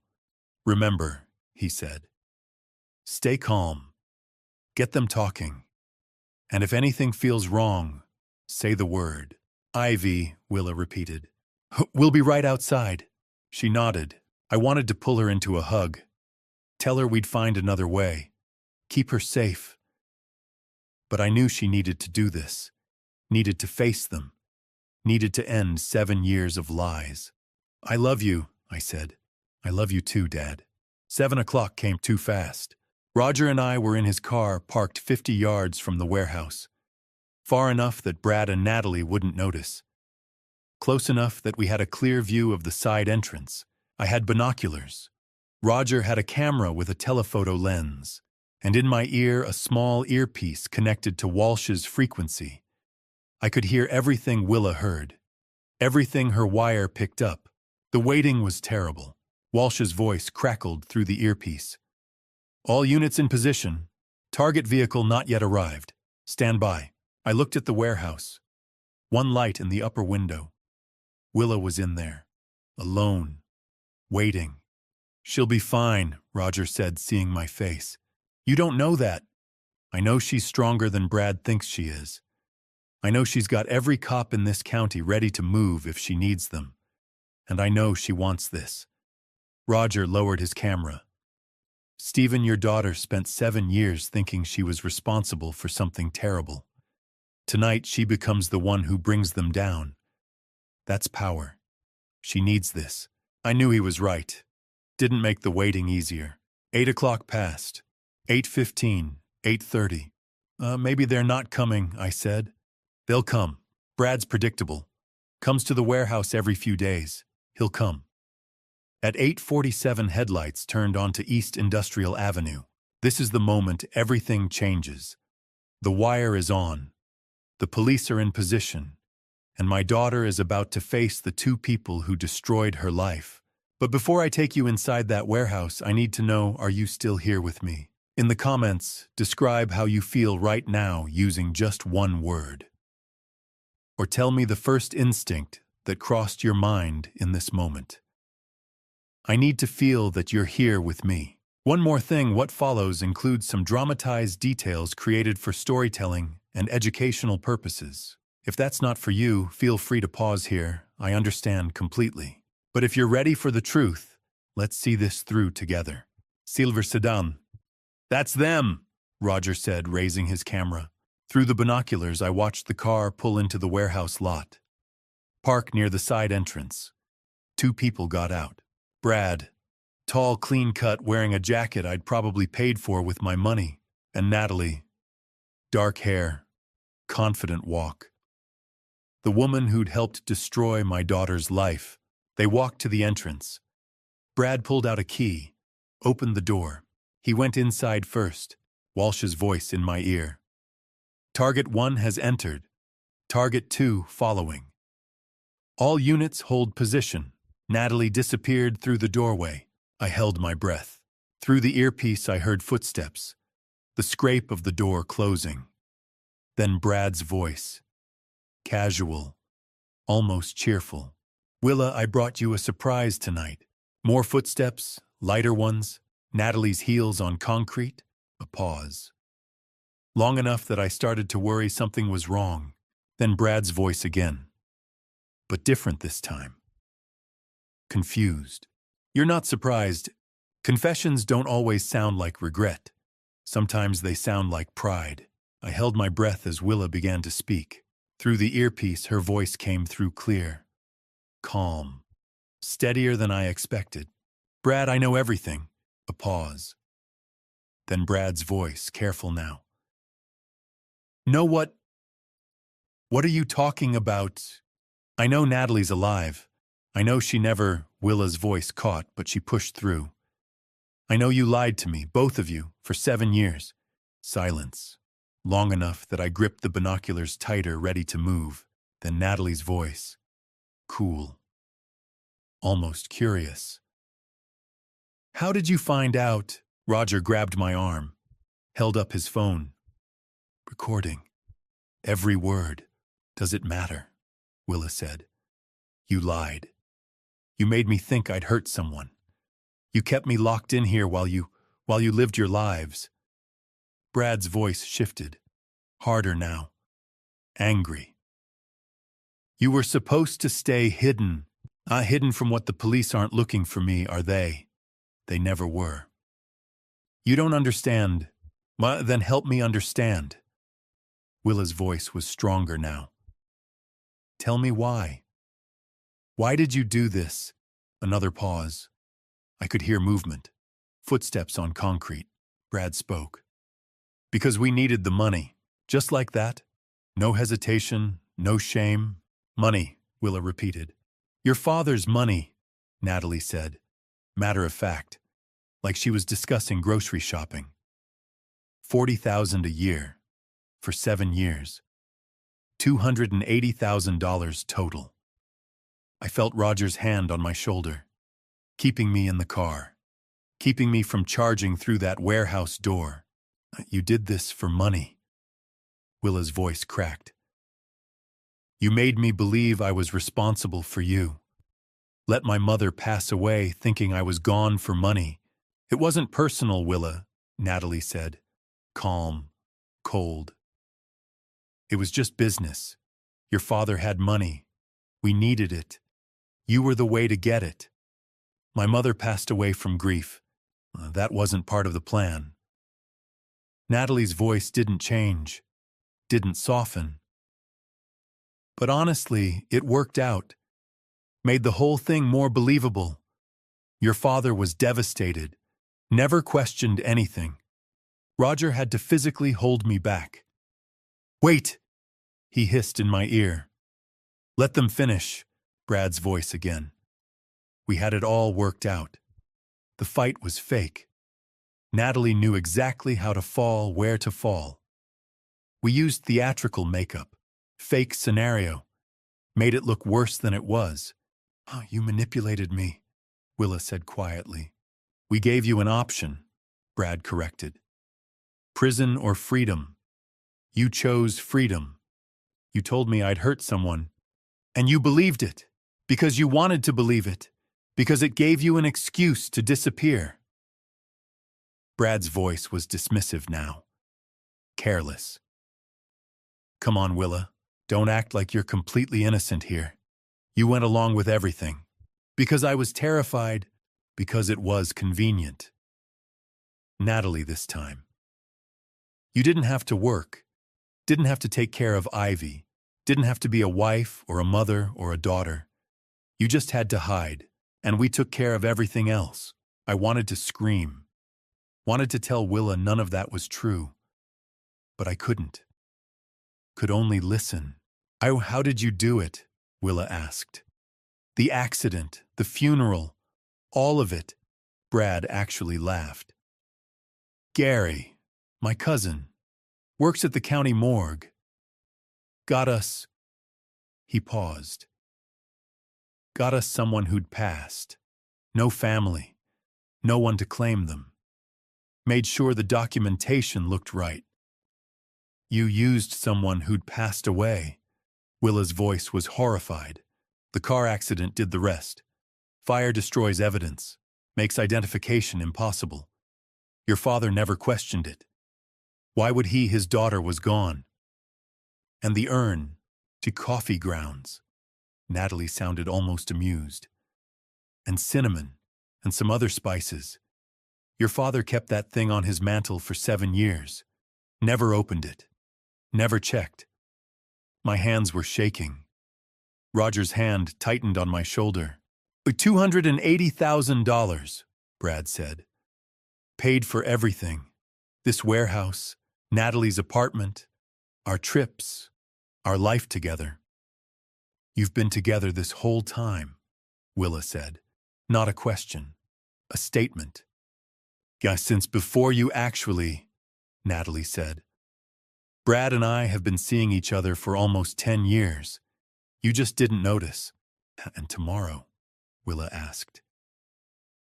You said something about tomorrow. Tomorrow we fly to Grand Cayman, Brad said. New life, new identities. We've got just over $60,000 in the offshore account. Enough to start fresh. What about Ivy? What about her? Brad's voice was cold. She's fine. Your father can keep paying. Or not. Doesn't matter to us. You're just going to abandon her. She's not my problem anymore. Silence. Then Willa's voice so quiet I almost didn't hear it. Take me with you. Roger's head snapped up. We hadn't planned this. What?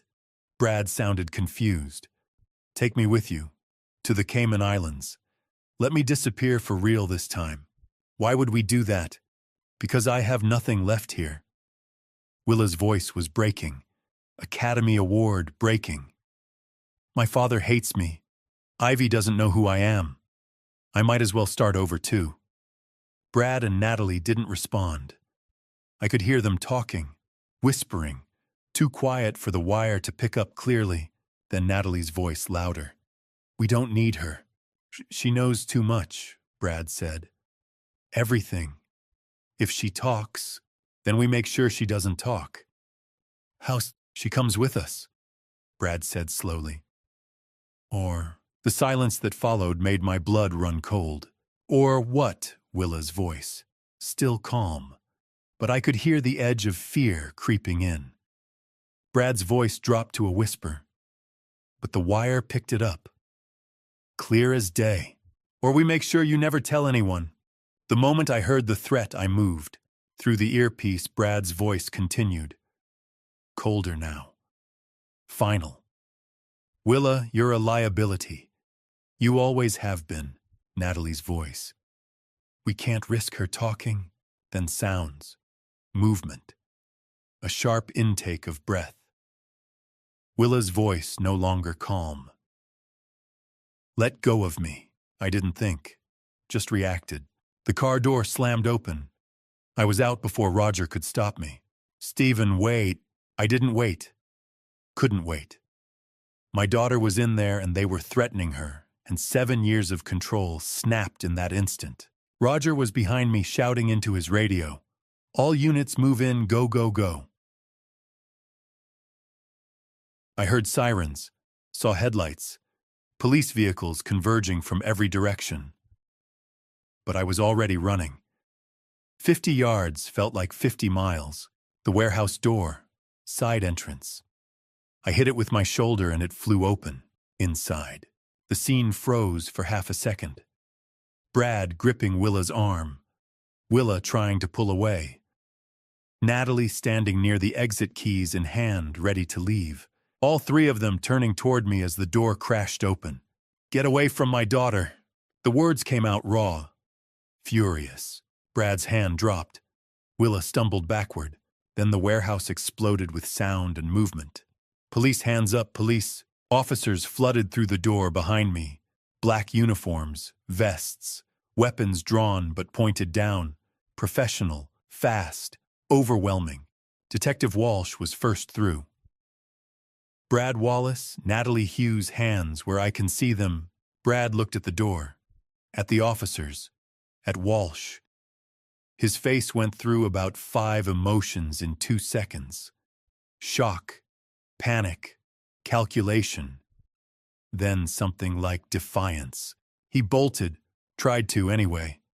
Made it maybe 3 steps before Walsh moved. 1 second Brad was running. Next second he was face down on concrete with Walsh's knee on his back and handcuffs clicking into place. You have the right to remain silent. Walsh started. Natalie didn't run. Just stood there. Raised her hands slowly, expression blank. No fear, no anger, nothing. Like getting arrested was mildly inconvenient instead of life-destroying. Another officer moved in, cuffed her, started reading rights.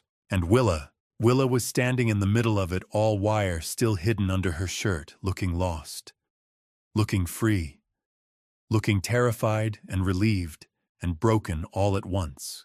I crossed the warehouse in 3 strides and pulled her into my arms. She collapsed against me, started crying.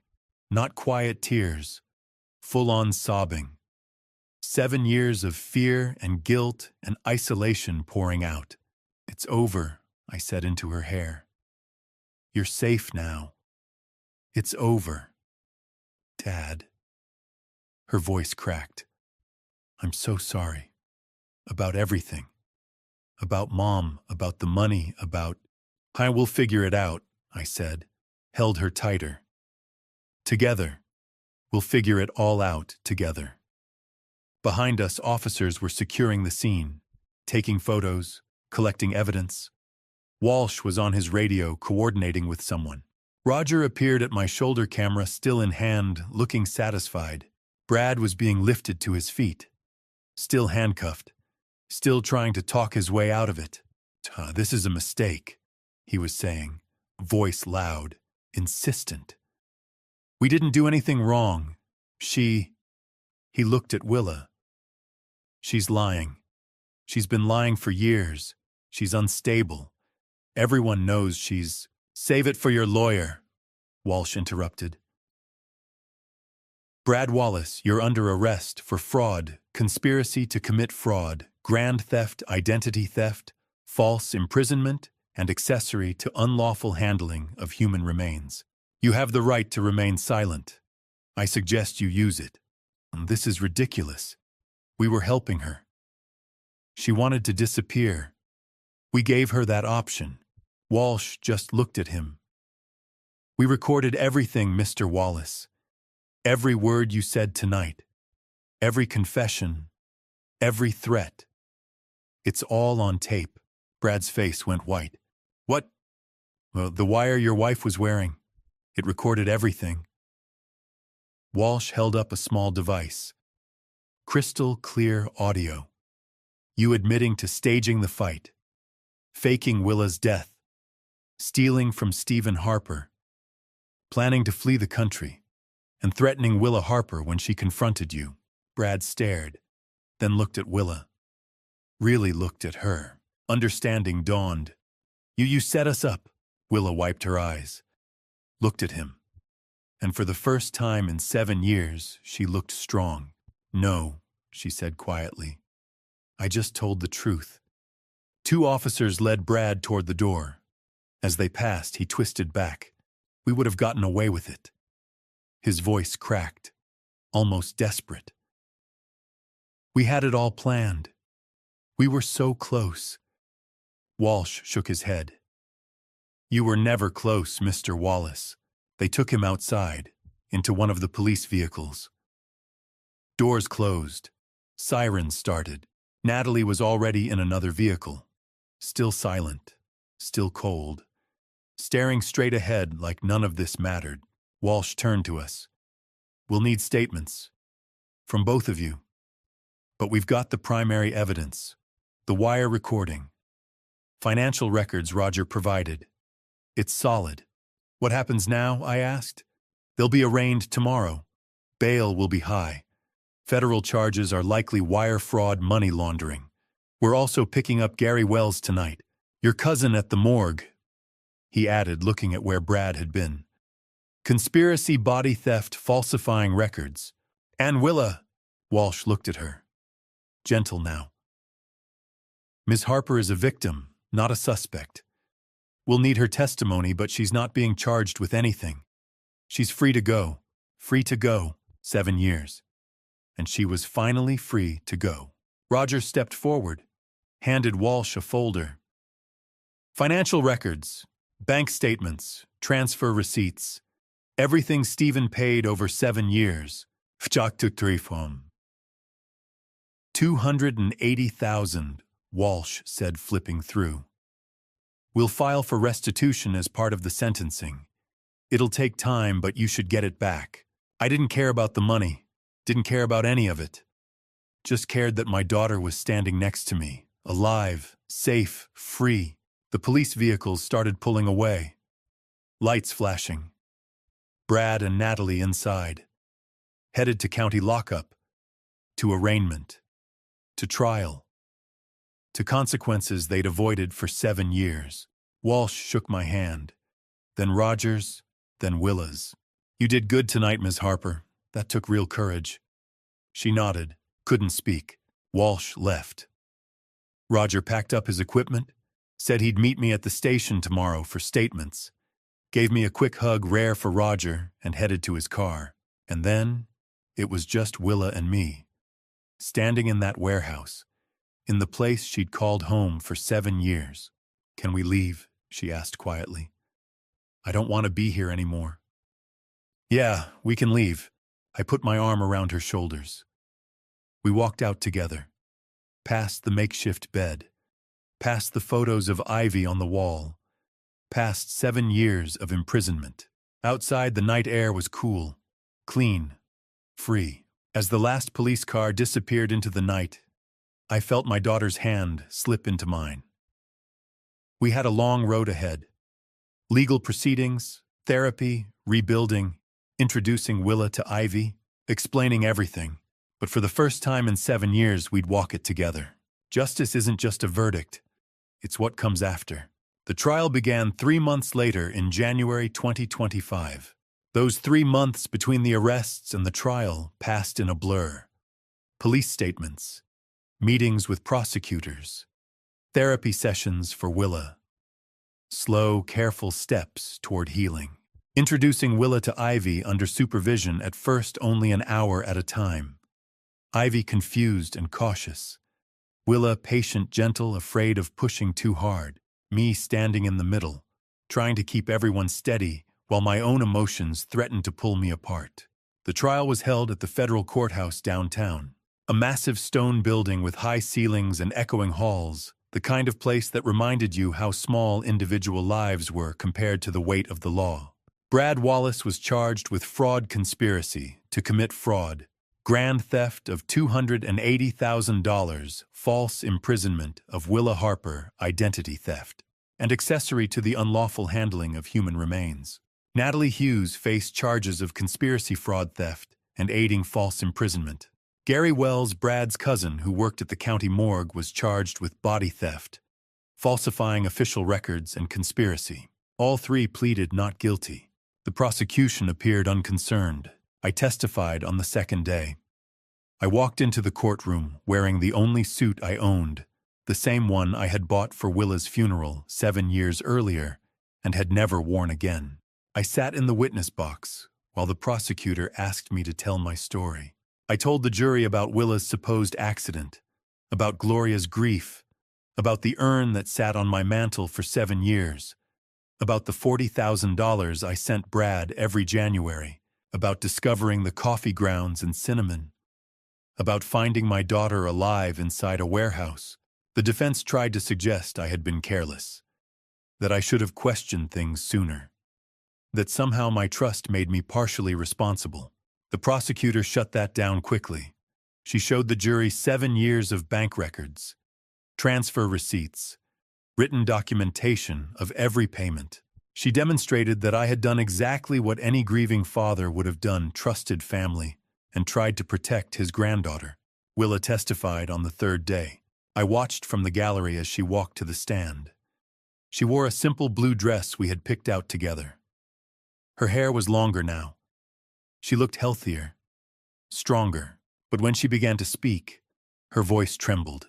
She told them about the staged fight with Natalie, about being convinced she had hurt someone, about Brad telling her she would go to prison, about being locked inside that warehouse for 7 years, about the fear, the isolation, and the guilt that never let her sleep. She spoke about missing Ivy's first steps, her first words, her first day of school. 7 years of her child's life stolen. When she finished, the courtroom was silent. Brad's attorney tried to portray Willa as a willing participant, someone who wanted to escape her responsibilities as a mother and wife. The prosecution dismantled that claim. They played the wire recording. Brad's voice admitting the setup, Natalie's calm, deliberate confession, their plans to flee the country, their threats when Willa confronted them. The jury heard everything. They also saw the evidence. The fake urn filled with coffee grounds and cinnamon sat on a table as an exhibit. Bank records revealed offshore accounts. Surveillance footage showed Brad and Natalie together. The falsified death certificate was entered into evidence. Gary Wells testified. After taking a plea deal admitting he had provided remains from the morgue in exchange for $5,000. Natalie's attorney claimed it was a misunderstanding, that she was just Brad's girlfriend and didn't understand the full scope of his actions. The wire recording destroyed that argument. Natalie's voice was cold and precise. It was just business, Willa. Your father's money. The trial lasted 2 weeks. The jury deliberated for 4 hours. On February 14th, Valentine's Day, they returned their verdict. Guilty on all counts. For all defendants. The courtroom erupted. Applause, gasps, objections from Brad's attorney. The judge slammed his gavel for order. I took Willa's hand. She was crying. So was I. Sentencing came a month later in March. Brad Wallace was sentenced to 15 years in federal prison. Natalie Hughes received 12 years. Gary Wells was sentenced to 5 years in state prison. All three were ordered to pay restitution. $280,000 to me. An additional $50,000 to Willa for emotional damages and false imprisonment. Brad's parental rights to Ivy were terminated. Family court granted me custody. Willa would rebuild her relationship with Ivy gradually with professional support. But legally, Ivy was mine to raise. Brad said nothing as the sentence was read. He stared straight ahead. Natalie looked bored, Gary cried. They were led away. 15 years. 12 years. 5 years. Numbers that could never return what they had stolen, but at least they meant accountability. 6 months after the verdict in July, life wasn't perfect. But it was ours again. Willa lived in a small apartment 10 minutes from my house. She worked part-time at Harper Family Market, learned the business, and took community college classes at night. Independence came slowly, but it came. She saw Ivy 3 times a week, sometimes at my house, sometimes at the park. Sometimes the three of us ate dinner together, and for a moment it almost felt normal. Ivy was doing better, still in therapy, still working through confusion and grief, but she was resilient. Last week, she asked Willa to teach her how to braid hair. They sat on my couch for an hour, Willa's hands guiding Ivy's smaller ones. When they finished, Ivy looked at herself in the mirror and smiled. Mom did it, she said. Willa left the room to cry. Harper Family Market was doing well. Willa had ideas for expansion, online ordering, a small cafe. I taught her the business the way my father had taught me. Some restitution money came through. Not all of it. Brad and Natalie had spent most of it. About $60,000 was recovered. I placed half into a trust for Ivy's college, gave a quarter to Willa, and donated the rest to a domestic violence charity in Gloria's name. The money mattered less than I expected. Every Sunday, we visited Gloria's grave. Willa brought flowers. Ivy talked about school. I told Gloria she's home. Our girl is home. 6 months after the verdict. Life wasn't perfect, but it was ours again. Peace doesn't come from forgetting. It comes from choosing to heal. 6 months later, in July 2025, I stood at Gloria's grave with Willa and Ivy. 3 generations, finally together. The cemetery was quiet that Sunday morning, filled only with birdsong and a soft breeze through the trees. Gloria's headstone was simple white marble, her name, the dates, and beneath them, the words, beloved wife and mother. Forever in our hearts. Willa knelt and placed fresh white roses at the base. Gloria's favorite. Ivy stood beside me holding my hand, studying the stone with the seriousness children wear when they sense something important. Grandpa, she asked softly, do you think Grandma knows that Mom's back? I looked at Willa. She was crying silently, one hand pressed to the marble. I think she knows, I said. I really do. We stood there in silence for a long moment. Finally, Willa spoke. Mom, I'm so sorry. For everything. For not being there when you needed me. I'm trying to be better now. For Ivy. For Dad. For you. I wrapped an arm around her shoulders. She'd be proud of you, I said. Of how hard you're fighting. I don't feel strong, Willa whispered. Strong people rarely do. Ivy tugged my hand. Can I talk to her? Of course. Ivy stepped forward. Hi, Grandma Gloria. I'm Ivy. I'm 7, almost 8. Grandpa tells me stories about you, about your cookies, and how you sang even though you couldn't sing very well. She smiled. I wish I'd met you, but Grandpa says you're watching us. So I hope you're happy, because we're getting better. Mom's home, and we're a family again. I turned away briefly, my chest tight. After the cemetery, Willa drove us to Harper Family Market. The store had fully reopened 3 months earlier. Willa worked mornings, now me afternoons. Teaching her the business felt like reclaiming something that had been paused for years. The community had been incredible. Customers came in just to say they were glad we were back, glad Willa was safe. Business was better than it had been in years. We should expand, Willa said as we unlocked the door. Maybe a small cafe, coffee, pastries. That costs money. We have some restitution funds. It could be an investment. I looked at her at the spark in her eyes when she talked about the future. All right, I said, let's do it. She smiled wide and genuine. Inside, Ivy ran straight to the candy aisle. We let her choose one treat each visit as a reward for helping around the store. She's good at this, Willa said, watching Ivy deliberate. She is, I replied. Natural business sense. Like you. Like you too. Willa paused. You really think so? I know so. Most of the restitution money had come through. $280,000 recovered. I put half into a college trust for Ivy. Gave Willa $50,000 to help her stabilize. Donated the rest to a women's shelter in Gloria's name. The money helped, but it wasn't what mattered most. Willa had her own apartment now, small but warm. Ivy had a corner filled with books and toys. Therapy continued for both of them. Healing wasn't linear, but it was happening. Brad and Natalie were in federal prison. Brad's appeal was denied. No contact with Ivy allowed. I rarely thought about them anymore. We'd lost so much. 7 years. Gloria. Pieces of ourselves. But we were building something new. Forgiveness was hard. Some days the anger resurfaced. Some days grief returned without warning. But I remembered that Willa was a victim too. She survived. And she came back. Forgiveness didn't mean forgetting. It meant choosing love over bitterness. That evening, Willa and Ivy came over for dinner. Sundays were ours now. I made spaghetti using Gloria's old recipe. Ivy set the table. Willa helped with the sauce. For a moment, it felt like the life we'd once known. After dinner, we sat in the living room. Gloria's photo rested on the mantel where the urn once stood. I preferred it that way. Dad, Willa said quietly. Yes, thank you for not giving up on me. I squeezed her hand.